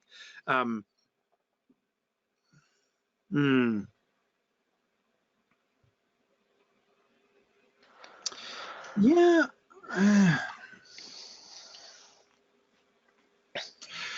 I do think we run a risk either way, right? Because we're not the central Aeol story is Arathel, his relationship with Arathel. So we have one of two choices. Okay, one of three choices. We have one of three choices. Number one, we introduce him as we were planning before. We introduce him now, we give the flashbacks, we tell his story so we know who he is. But then we make people wait until next season for his real story, like, you know, for the Arathel story. Or option 2, we kind of introduce him as a mysterious character and don't really give his backstory and flashback until next season when it's immediately relevant to the Arathel story. Option 3 is we don't even introduce him at all and we keep him off stage completely until season 5 when we introduce him for the Arathel story. And then we can do flashbacks then.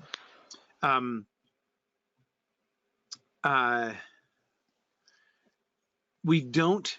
I'm leaning toward the one of the later two options. I'm thinking that like if we introduce him now, he's not really integral to anything that's happening right now. Like the only reason to introduce him now, that was my thought, right? Yeah, is to lay character foundation for who he is. And I'm of the opinion that right now we don't need his backstory. Like if we're going to introduce him now, he should kind of stand on his own. By, you know, the audience should learn about him by observing him, participating in events, interacting with other characters, and then the backstory reveal.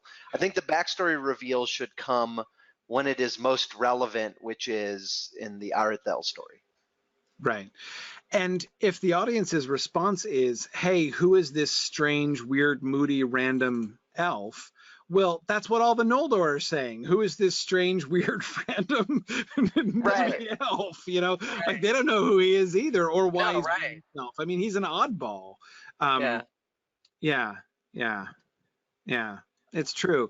The only real role that he was going to have in the plots were going to be around the dwarves and the Feanorians. Remember, we talked about introducing him into the whole Caranthir and the Tolls and their interactions with, you know, Caranthir's enrichment of himself, and maybe bringing in the knife Angrist in some way with that story. Remember, and yeah, okay, but I agree we don't have to do the whole backstory in order to do that. And yeah, if they have stories about who he is, so does everybody else. So okay, so let's forget the flashbacks. Let's put off the flashbacks. Yeah, honestly, I was, as the more I thought about it, the more I was like, this is going to be kind of awkward and we kind of crammed in. Yeah, I agree. Yeah. Okay, so if we don't do the flashbacks, so what happens? I love the idea of Thuringwethil binding this all together, that the episode might feel strange. It might feel like, why are we just observing and getting these scattered bits and like, here's what's happening in this realm, here's what's happening in this realm, and it doesn't seem to be tied together in any way, but it turns out the mechanism, the unifying mechanism of the episode is the enemy spying, right? The enemy gaining intelligence about what's happening in the realms of the elves, and in particular, focusing on the development of the Leaguer of Angband, right? How they are building their defenses to keep Morgoth's here under siege in the north. So showing showing that. So instead of having doing that through exposition, right? So we can make of Valerian and its realms a useful thing, right? Instead of having them sit around and being like, okay, so we need to find a way to ring him in. So let's have one of the Faramir map conversation from the Two Towers, right? Let's have somebody pointing to things on a physical map, showing where we need to build strongholds, right? Instead of doing that, we just show Thuringwethel spying on them all. I like it. So this also means that, like, in a sense, if the conversation that's overheard, if the dialogue that we get in this episode is kind of more fragmented than usual, that's kind of interesting, actually, right? But what should be... So if we think about the overall sort of plot thrust, and in particular, like, what conversations are being overheard, right? What is she going to learn? The way that we need to think about this is, like, what is the report that she's going to have to give to Sauron at the end of this episode, right? What are the overall messages? What are the stories that she is learning and is going to transmit to Sauron? So obviously, story number one, the elves have decided to besiege Angband. Right, they have decided to build a series of fortifications, both capitalizing on the natural fortifications such as Dorthonion, right, the highlands, and of course the mountains around Hithlum and everything, right. So they're and the hills of Himring. They're gonna capitalize on that in order to set up a defensive front, which they believe will contain the armies of Morgoth in the north indefinitely, right. So that's story number one that we are going to learn with Thuringwethel, right, that she will have to relate back to Sauron. We also, of course, are working up to the Marath Adurthad and the plans for the Marath Adurthad.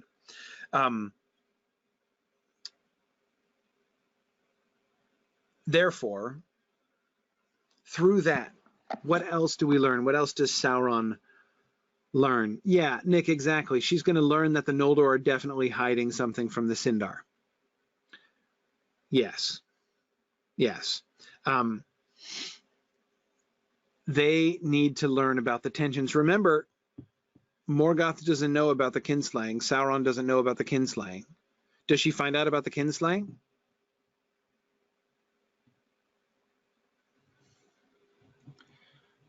I think this seems as good a time as any for her to overhear about the kinslaying.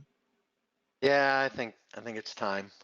So that from now on, from episode 4 on, the bad guys know the truth and can begin their active campaign to undermine the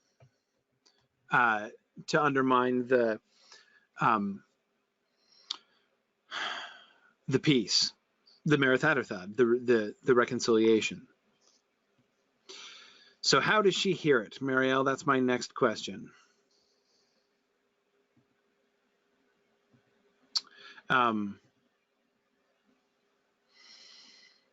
Who's she going to learn it from?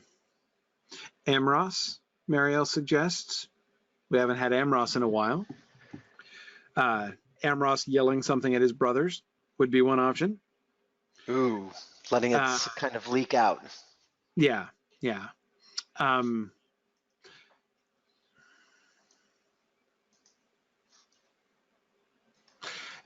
We can easily have Angrod having a follow-up conversation with somebody else after, so Angrod is going to leave that previous meeting with wounded feelings, right? Wounded feelings which are going to continue to be wounded and lead to his outburst in front of Thingol later on.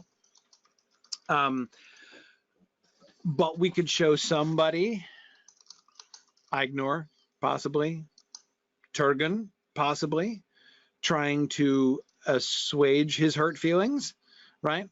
And if Thuringwethel were to overhear that conversation, then that would be revealing, right? It would be revealing both of, yeah, Tony was suggesting Turgon. It would be, yeah, no, Nick, I agree. Having two people having a conversation where one of them Where someone tells someone else something they already know is weird. Yes, I agree. And that's, of course, often done super clumsily in TV and movies. Let's not do that. Yeah, I agree. That's why Mariel's suggestion of an Amros emotional outburst is attractive. I guess that's why and why I'm going to Angrod too, because there's a reason to sort of be talking about this with Angrod, right? And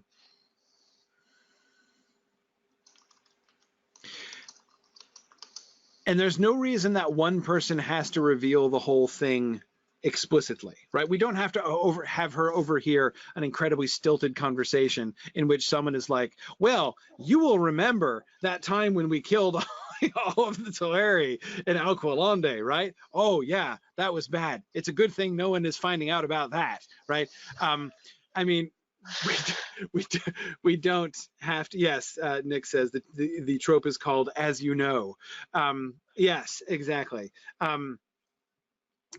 We don't have to. Obviously, we don't have to have that. She can put it together through a number of conversations, right? Somebody just has to make an allusion to it, right? All someone has to do, like, so Amros could be mad and he could refer to Alqualonde, right? He could refer to the burning of the ships. You know, ever since the burning of the ships or something like that. And she's like, burning of the ships, do tell, right? And so she's trying to figure, you know, more of that out. Marielle says, who are you to lecture me when you have the blood of innocence on your hands, as a kind of thing that somebody could say, which would certainly pique her curiosity and reveal to Thuringwethil that there is, in fact, a deep, deep, dark secret here. I don't think that the bad guys need get all of the details, right? So let's think about it this way. What exactly do we want Thuringwethil to know by the end of the episode? We want her to know the depth of the division between the Feanorians and the other Noldor, right? And she can get that by overhearing Angrod, because Angrod is still ticked, right? So that's easy enough. We want her to get the fact that there is, as Marielle says, a deep, deep, dark, dark secret, right? Yeah, as Marielle adds, and that there's good reason for it, that there's the division between them, and that there's an actual grievance that lies between them, and not just, you know, it's not just a personality clash. Yes, she needs to know about the kinslaying. That is, that something like that happened. She needs to know that there is blood on the hands of the Noldor. I think that they should learn that. They should learn that there is a desire for them to reconcile, right? She should know that the primary strategy of the elves is I mean, this is where Maedhros and Fingolfin are, right? We need to join together. We need to work together. We need to agree. We need to all get along, and we need to work in order to, so that we can hold Morgoth in leaguer, right? So she knows their goal, which is a siege, and she knows that reconciliation is the thing that they're pushing for. So, because it's not even necessarily going to occur to Sauron and Thuringwethil immediately that turning them against, like, they're not going to realize that turning them against each other is going to be as easy as this, right? They're not going to realize how much groundwork has already been laid for them, right? So that's the thing that they need to get a general sense of, even if they don't know the details. They don't even need to know what exactly happened. They don't need to know the details of the kinslaying. They just need to know that there's blood on the hands of the Noldor, right? Though Sauron might make a shrewd guess when he finds out about blood on the hands of the Noldor, burning of the ships. The Noldor are not telling the Sindar about what happened, right? The non-communicativeness of the Noldor to the Sindar. And so, because see, the difference between Sauron and Thingol, to Thingol, the kinslaying is inconceivable. They cannot imagine, of all of the things that they think might have happened, they cannot imagine that that's the thing that happened. Like, it is so far off their radar screen that they're just, it's going to take overwhelming evidence for them to believe, to think that, right?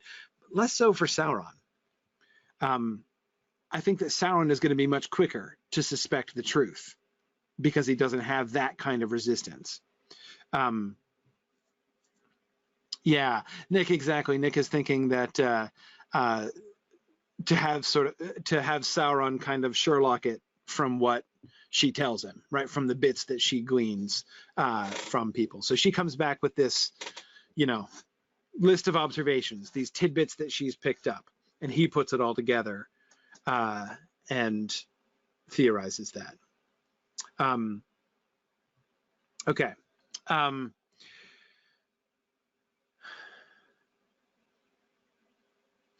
She will also see positive things. Tony, I think you were suggesting this before. We're not just having her see all the dirty laundry of all of the elves. She's also going to see what's happening in Turgon's realm, right? She's going to see the positives there in Turgon's realm. Both his strength, if we do the Icthelion rescuing Sindar. So my understanding of this suggestion is that this is the answer to the question why, because I believe I was asking this question before, right? Why is it that in Nevrast we get this large mingling of Sindar and Noldor?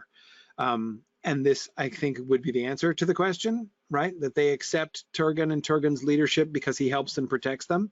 They're in serious danger and he saves them. And so they come and live with him in Nevrast and everyone is happy and they become the Gondolindrim thereafter. That works for me. And she can see that too, right? Heck, maybe that's what she sees first. Maybe we start the episode with that sequence. She is sent, so we have her as sort of watching over the attack, right? She's watching over the werewolf attack in Nevrast, and then she sees it thwarted by Icthelion and the Sindar coming in. So she's going to have some bad news for Sauron at the beginning, but then she goes around and sees other things. Okay. What character movement do we want to show? She's not going to be able to see this, right? Because she won't have seen the earlier points. But we will want her to oversee some things which represent a move forward, either in storyline or in character for some of the elves that we've been working with, right?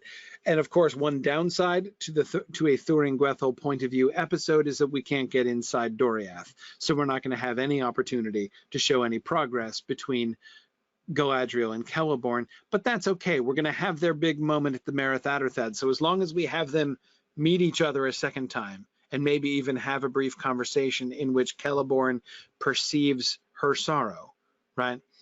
He doesn't understand it yet, but he perceives her sorrow and is kind to her. And she perceives his kindness, but is still too wrapped up in things to open up yet at that point. Then when they come back and have their conversation at the Merith Atherthad, then that would seem to set that up pretty well. So okay, so we can't do anything in Doriath if we're being Thurin-Gwethel, but that's okay. We don't need it. We want to show Maedhros. We can show Maedhros, right? Post training montage, we can show Maedhros and Maedhros' leadership. We can show the difference between Maedhros and many of the other Feanorians. We can show Maedhros' focus on the goal, right? His focus on the siege and the war against Morgoth, and he doesn't care about politics. He's super willing to work with Fingolfin and with Thingol and with anybody else who will join in the battle against Morgoth. And we can show how especially Celegorm and Curufin are not quite as focused on that, right? They're less totally dedicated to the cause there, to the war than Maedhros is, and so she can see that as well. Yeah, Marie says Haakon is suggesting Celebrimbor would be visiting different Feanorians. Yeah, I don't think we have to have a group like all 6 of them, 6 surviving Feanorians together, and she's spying on their meeting together. We just need to show Maedhros and somebody else, like maybe Curufin maybe Celegorm, maybe Amros. And then we can have Celebrimbor wandering around. That's okay. It's okay. Tony Mead says he's going to write a paper someday comparing Maedhros, Jaime Lannister, and Luke Skywalker. Oh my! I have this picture of Celebrimbor wandering around, just wandering around. Yeah. Sorry. Yeah. Yeah. Hey, you know, he's got to go and walk about. Well, yeah. One of the things I like about this is, you know, in the episode 3, you know, we've got sort of the interpersonal stuff going on, you know, and then it's really interesting because this I like, and then now in 4 we're seeing this sort of geographic expansion thing going on. Yes. I think these 2 episodes, you know, back to back like this are going to work really well. Yeah, yeah, yeah. I like it.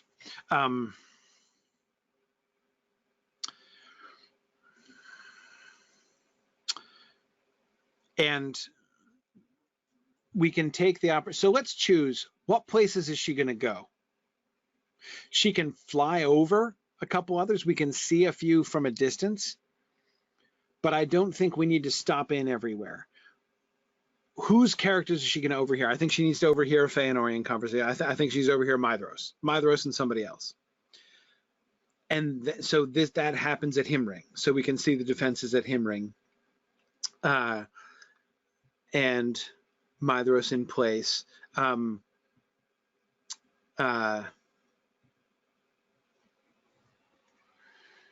We can Turgon, right? We're going to get Turgon clearly in Nevrast.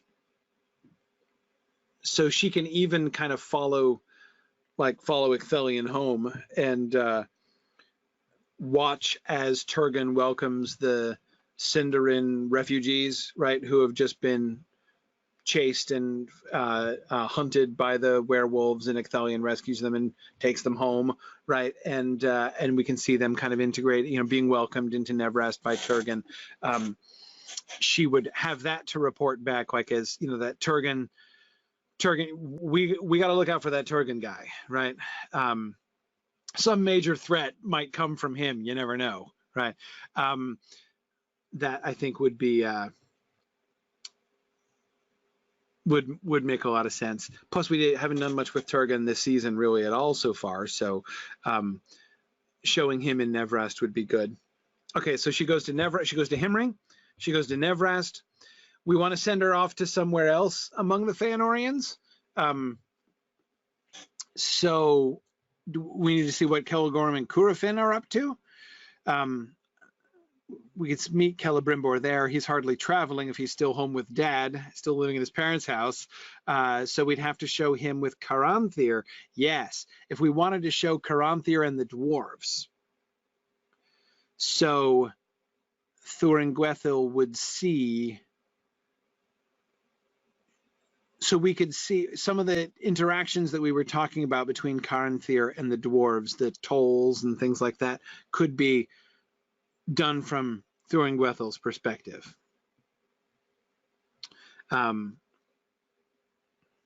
Okay, maybe. So Himring out at Caranthir's, Nevrast, Dorthonion. We need to establish Dorthonion. Nobody even knows where Dorthonion is, right? We need to know where Dorthonion is because that's where Baron's going to come from. So she should go to Dorthonion. Plus, also Dorthonion is a good way of showing the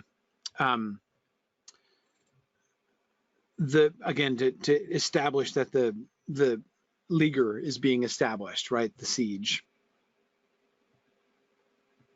Yeah, so let's get to Dorthonion. Oh, wait, Marie, what was meant to be in episode 6? What am I jumping ahead on?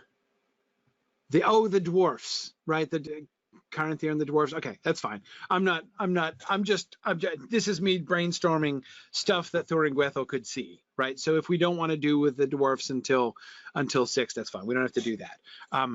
You know, we can just show her. I'm just trying to find out if we want to show Celebrimbor, if we want Celebrimbor to be one of the speakers that she's overhearing, and we want him not to be just standing half a step behind his father. I'm trying to think of where else he's going to be, right? Because there aren't so many options. But anyway, okay. So one of the other of the Feanorians. Dorthonion. At Dorthonion, she can see a conversation between Aignor and Angrod. And so that's where we can get some of Angrod's festering anger, right? And his resentment towards Caranthir and in particular, and the Feanorians in general. In their conversation, a grumpy, angry Angrod can say some indiscreet things, right? So what data would she get from him? She would get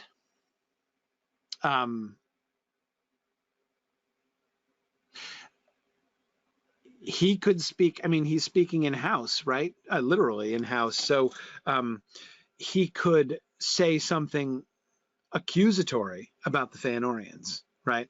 I mean, he doesn't have to do an as you know thing. Instead, he would just be like, he could just say something like, yeah, and you know, we're not the ones who killed the Teleri. They are. They're the ones who caused all this problem. They're the one who, we weren't even there, right? The crossing of the Helcaraxa, right? Yeah, he could, you know, recall sort of reinforcing. We could even have him making a, I don't know, we want to have him making a vow, but something along those lines, sort of like pledging that he's like, you know, because remember, we had him suggest he was the one who was motivated to cross the Helcaraxa because he wanted to get vengeance on the Feanorians. He has since been talked down, right? But we can show Angrod being like, I'm untalked down, right? I'm talking myself back up again. Yeah. Tony's wondering if we could show Beleg and or Mablung doing something in order to bring Doriath into it at all. You know, Tony, I'm a little bit tempted to show Beleg and Dorthonion because, of course, that's where he's going to die. But I don't think we have to. Hey, that scene that we were thinking of with Telkar and the helm, the dragon helm, could we bring that in here? Does that need to happen later? Could that be a conversation that Thuringwethel overhears? I'm asking because I literally don't remember what plot role that was meant to have. I remember that we talked about that just in the context of wanting A, to introduce the dragon helm, and B, and not make it just look like a Matham handed down from one ungrateful person to another. It does need to happen after the dragon appears. Well, technically, I guess. Yeah, fine. Yeah, we kind of turfed that scene to next season, didn't we? Fine. Okay.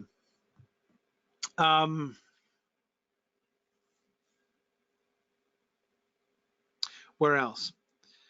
Tolsirian. Right? We want to establish Finrod in his, you know, in Minas Tirith, right? Yeah, Finrod in his tower, Marie, exactly. Plus, Thuringwethel's going to die there. So, you know, that's fun. Connecting her there seems especially important for that reason. So, okay. So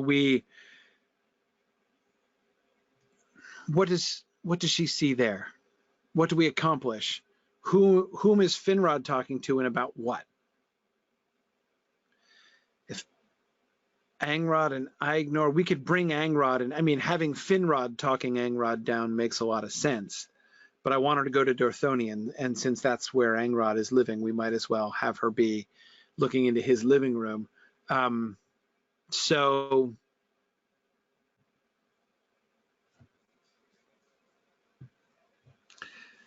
Orodreth can be with Finrod, sure.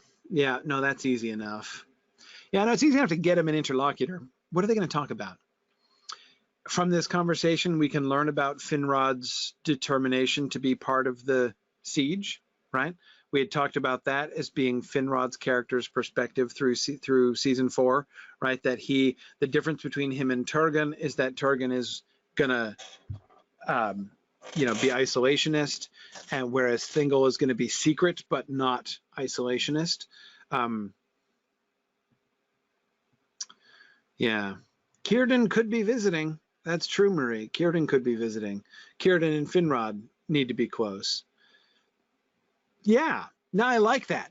Yeah, let's have Círdan there, because this also we can use that to follow up on the implications we had in the previous episode that Círdan is sleuthing, right? Círdan is trying to get to the bottom of things.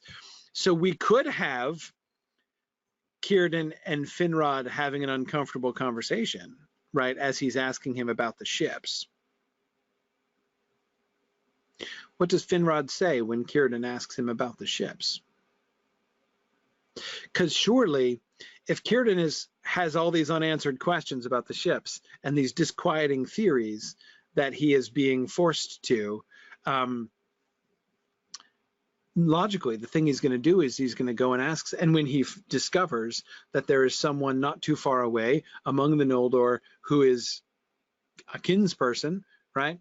Finrod is the logical choice for him to go in and introduce himself. Marielle and Marie both say that Finrod can say, "I wasn't there." Of course. That would be his only evasion, but he'd still be rampantly evading, right? He knows full well why there were no orcs there and why there's no evidence that there were Teleri there. Because of course it's noteworthy. So remember, Círdan has seen the place where the ships were burned and a path leading inland, right? And so he follows them, expecting to find Sindar, right? Expecting to find Teleri, rather, right? The Teleri who sailed the Teleran ships, and so they might need help. So let's go find them. So, and when he goes there, he finds Noldor and nothing but Noldor, not one solitary Teleri among them. So did the Teleri all go home? Did they all get killed every man, woman, and child of them get killed in that battle? What happened? So yeah, Finrod can say, "I wasn't there," but because he wasn't, and that is he can kind of hide behind that. He can say, "I wasn't there." He can't say, "I don't know what happened," and he would have to pretend like he does not know the answers. Many of the questions that Círdan is asking, he would know the answers to. Why were there no Teleri there? Was it or was it not orcs that attacked the ships? He wasn't there, but he's heard, he knows what happened.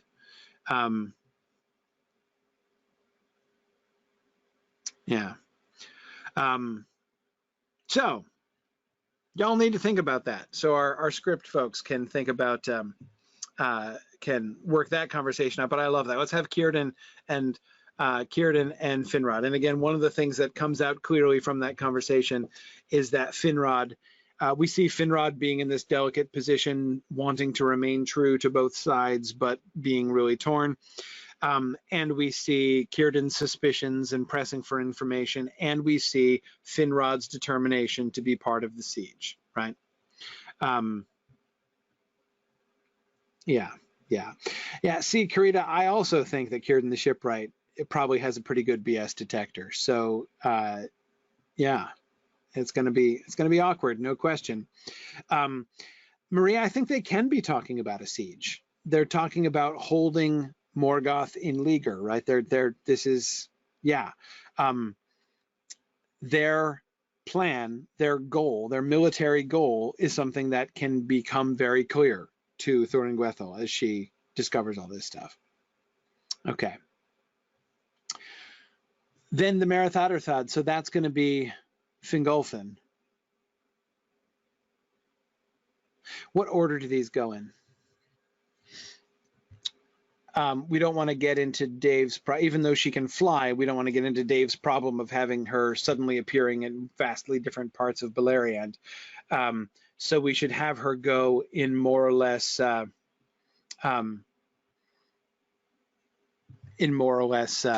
direct order, right? Geographical order. So if we start with her shadowing the werewolves in Nevrast, so she starts with Turgon on the coast in Nevrast. Then from there she could go to Tol Sirion, and spy on Thingol and Círdan. From there, she could go to Dorthonion, doing a detour around the Chrysaegrim because of eagles. And she could see Barad Eithel from a distance. Yeah, I'm thinking west to east, Nick. What if Fingolfin is visiting Maedhros? What if we have Fingolfin and Maedhros talking about their military goals at the end, and she overhears that conversation, and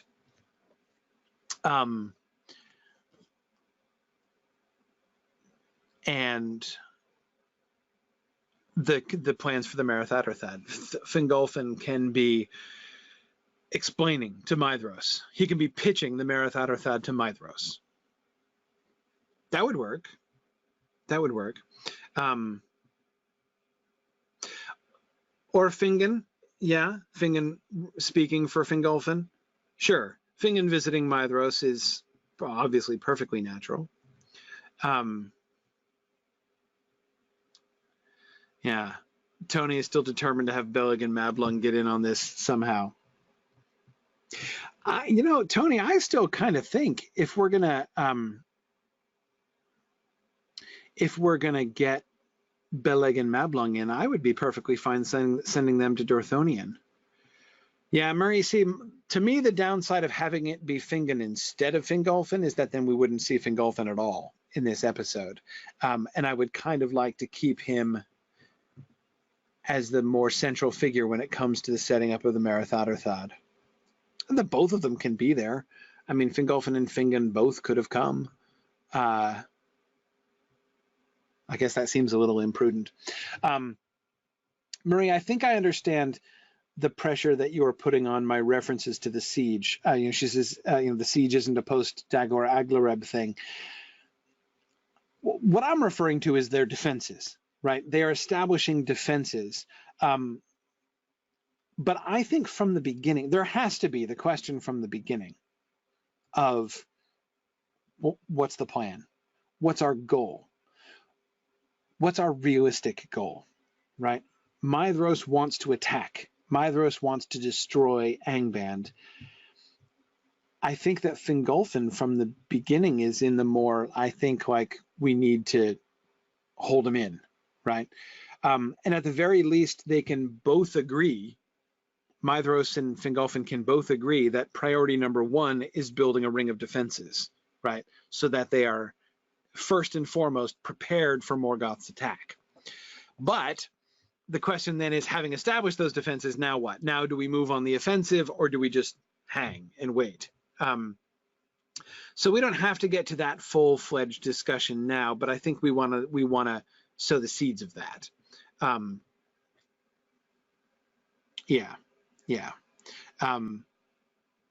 No, they're certainly not ready to attack. I don't think even Maedhros thinks that's on the table yet.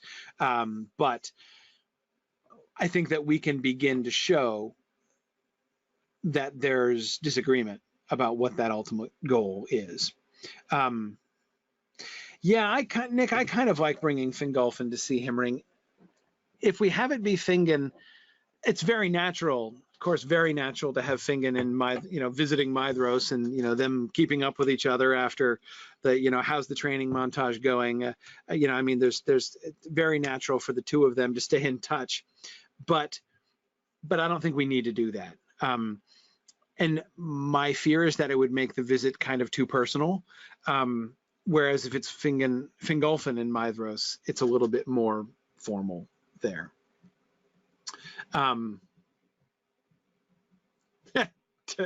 Tony's like, Beleg and Mablung could be there to be negotiating with the Marath Atherthad. Nah, because they're not going to negotiate. They're just going to come on their own. They're not going to. And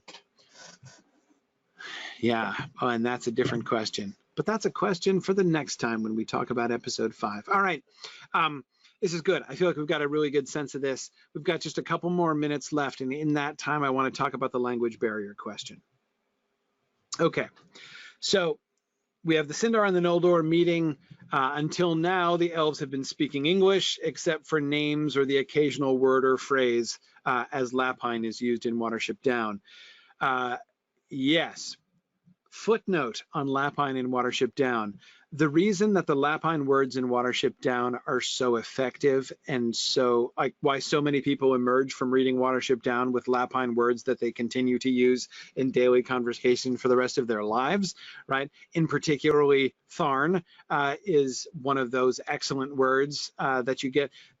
What Adams did such a wonderful job of in Watership Down is introducing and using Lapine words throughout the dialogue and throughout the story when Lapine has a word for something that we don't have a word for in English, right? There's no one word translation for Tharn, so he has them say Tharn in the midst of their translated English, right?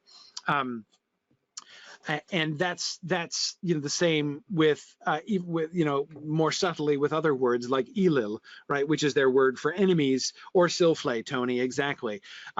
Enemies doesn't quite do it, right? Like you can't, like that collective noun for all of the predators that seek to kill us and eat us is different. We don't have a word for that exactly in English, right? So he uses that too. I think that we can be self-conscious about Elvish words in the same kind of way, that we can use so if we do have occasional Elvish words or phrases, they shouldn't just be egregious. They shouldn't just be brought in, for color. They should be kind of used in that way when there are concepts that they exist in, and this is in particular what I'm thinking of, or I should say in general what I'm thinking of, are all of these conversations that we've been having over the last few years about the differences between Elvish culture and human culture, how it is that the many different ways in which elves just see the world differently from how we do. One of the ways I think we can draw attention to that is linguistically, by dropping in Elvish terms for something. So like when we were talking about the kinslaying and talking about the grief and mourning among the elves, what does an elf do when their relative dies? How do they respond to that emotionally? Well, maybe we use a different word. We don't use the human word. We don't use the English word for mourning or grief. Maybe we use a different word. Maybe we use an Elvish word there in order to try to convey, to try to capture, this is not the same thing. This is not translatable simply as grief or mourning as we would normally use that term. Like Estelle for hope. Yes, Marie, exactly, because what the English word hope usually means to people is not the same as Estelle. So we don't use the word hope, we use the word Estelle instead. Yeah, Tony was thinking about that distinction, the Amdir Estelle distinction as well. It's a great illustration. So I think that we can use Elvish terms, but I think that we need to do it deliberately like that, not just kind of sprinkle it in for the heck of it. Anyway, okay. Footnote aside, how do we want to convey the language barrier between the Sindar and the Noldor? Have the point of view characters in the scene continue to speak English while the language they don't understand is spoken by others with subtitles? Have English used in scenes where everyone understands and switch to both Quenya and Sindarin with subtitles when groups who don't understand one another are together in a scene, or some other method? We can make use of telepathy, such as with Finrod and Galadriel, to overcome the language barrier. I want to make very limited use of telepathy. I feel like as soon as we start having people just communicating directly telepathically, we're opening up a can of worms that I'm not sure we're fully prepared to deal with. So yes, Tony, the Vikings example I think is a really good example. I've not watched the whole Vikings show, but I've seen some examples of this, and I think I agree, it's done really well. I think what this means is I am inclining towards option 2 here, assuming everybody, because if we focus on the point of view character, that can get confusing, right? We'd have to signal that really clearly. I think it's possible, but I think if we stick to the second as a general rule, that is, if everyone is speaking English on screen, that means everybody in the room understands everybody. But when we have two groups of people who are not understanding each other, then we have both of them speaking in different languages and everybody subtitled. The advantage here is that that's not going to happen that much at all, actually, because elves are really quick to learn languages. So the language barrier does not persist for long. There are very, very few scenes in which we're going to have a group of Sindar and a group of Noldor kind of just wondering what each other are talking about, right? The question is going to be, when we get to the language ban, right, then like, are you speaking in Quenya? That's going to become an interesting dynamic, right? Because we're going to have a room full of bilingual people who speak both Quenya and Sindarin. So in theory, according to our principle here, no matter which language they speak, we can represent it as English, but we want to make sure that our viewers know, are they speaking in Quenya or are they speaking in Sindarin, right? Because after the ban, speaking in Quenya is significant, right? That has plot and character importances. So, yes, Marie, I think that in Doriath, the visiting Noldor can speak Sindarin. Because they're very quick at picking up languages, right? So we have a language barrier when Celeborn and Círdan show up, right? That's the first time that any of us, the viewers or the elves themselves, are confronted with the fact that the language has changed, right? But they've been living together for, I mean, like even by episode 2, remember Maedhros is recovered from his, he's not yet done his training montage, but he's better, right? Time has passed between episode 1 and 2, at least weeks has passed between episode 1 and 2. So yeah, Galadriel's had enough to pick up Sindarin by that time. So yeah, I think we can do that.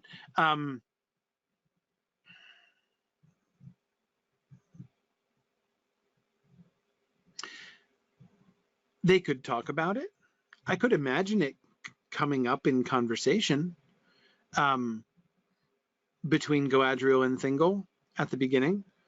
A little reminder that they speak different languages, but that Galadriel is speaking Sindarin now. Right? I mean, she could say, she could say a greeting in Quenya, which is subtitled, and then she could switch to English, aka Sindarin, right? Speaking in their language. And they could kind of comment on, like Thingol could kind of be like, whoa, that was interesting. You could compliment her on her accent. Yeah, your Sindarin is excellent, Galadriel. Yes, great accent. Yeah. Sounds like you've been listening to Celeborn talk. You kind of sound like Celeborn. Yeah. So yeah, again, to me, I think that mechanism, that second mechanism of handling the language barrier seems to me fine. It's going to be more of an issue with dwarves, right? Though they will be not as quick, but they will be even more eager to learn Sindarin because they don't want to teach their native language. So we could have, when Caranthir meets the dwarves, we could have a language issue, right? Yeah, and I then got a of course question. would be an issue. Yeah.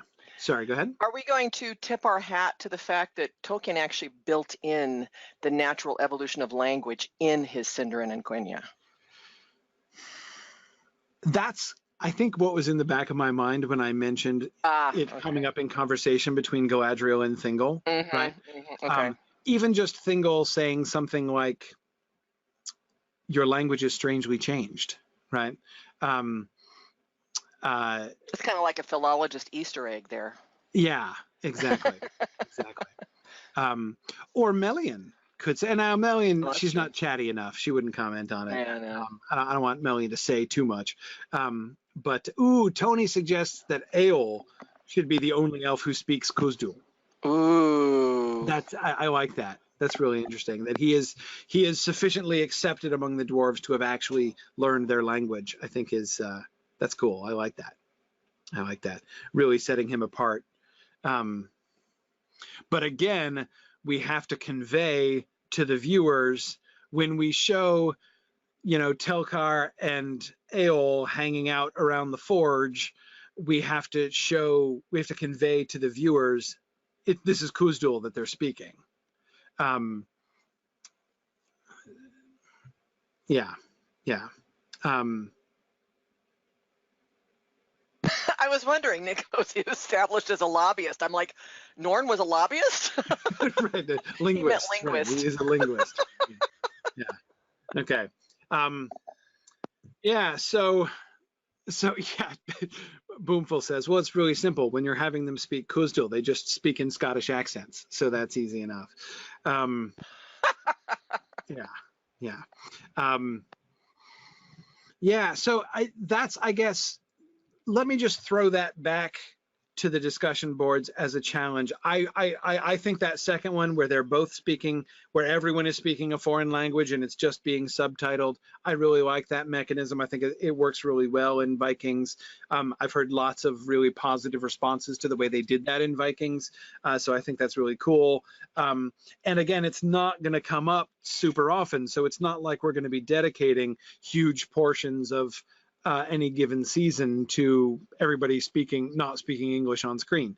So I think that's fine. The challenge that I want to give back to the discussion boards about the language thing is, how do we convey when they're speaking English, because everybody on screen understands the language, how do we make sure that we convey what language they're all speaking?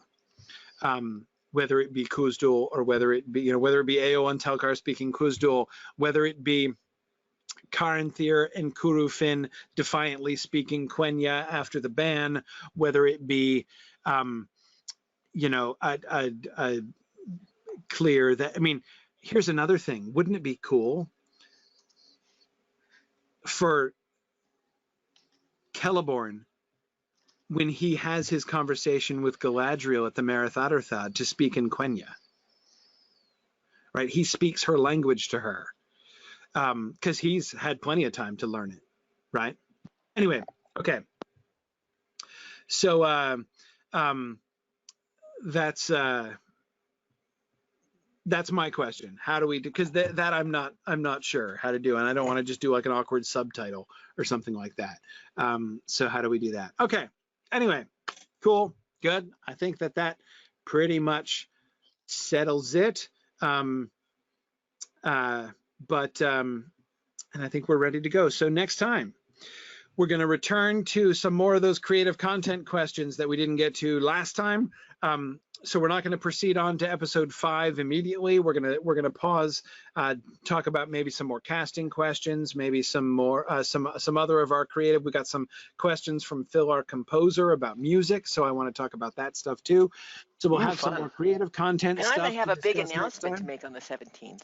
Yeah. Absolutely. Theater. Yeah. But I have to confirm the date, so I'll let you guys know on the 17th. Awesome. Very good. Cool. So anyway, yeah, cool. So that's what we're going to do next time, and then we'll come back and we'll do probably episode 5 and episode 6 for the following session after that. But we're back to every 2 weeks. So Friday, May 17th, we will be back again. So thanks very much. Oh, Marie says there's going to be a script discussion at May 11th. Next week at 7 p.m. Eastern time. So for those who want to join that, they're going to be planning out episode 3, doing the script outline for episode 3. So go in the discussion boards. You can find the links to be able to join them there. All right. Thanks, everybody. Appreciate you guys all being with me. That was a good discussion today. I think we have some really cool episodes. I'm hugely fond of the Thuringwethel point of view episode. Oh yeah, definitely. Absolutely. Nick, it's one of your best ideas in a long time. We came into this episode saying these are going to be a tough couple of episodes, but yeah, and they weren't. It came together really well. Turned out great. Yeah, I think it's good. All right. Well, thanks, everybody. I will say, as always, thanks for listening and Godspeed. Although the theoretical budget of our hypothetical blockbuster may be unlimited, the production budgets of this and the rest of our fun alternative educational projects are unfortunately not. If you have enjoyed joining our production team, please consider donating at signumuniversity.org/fund.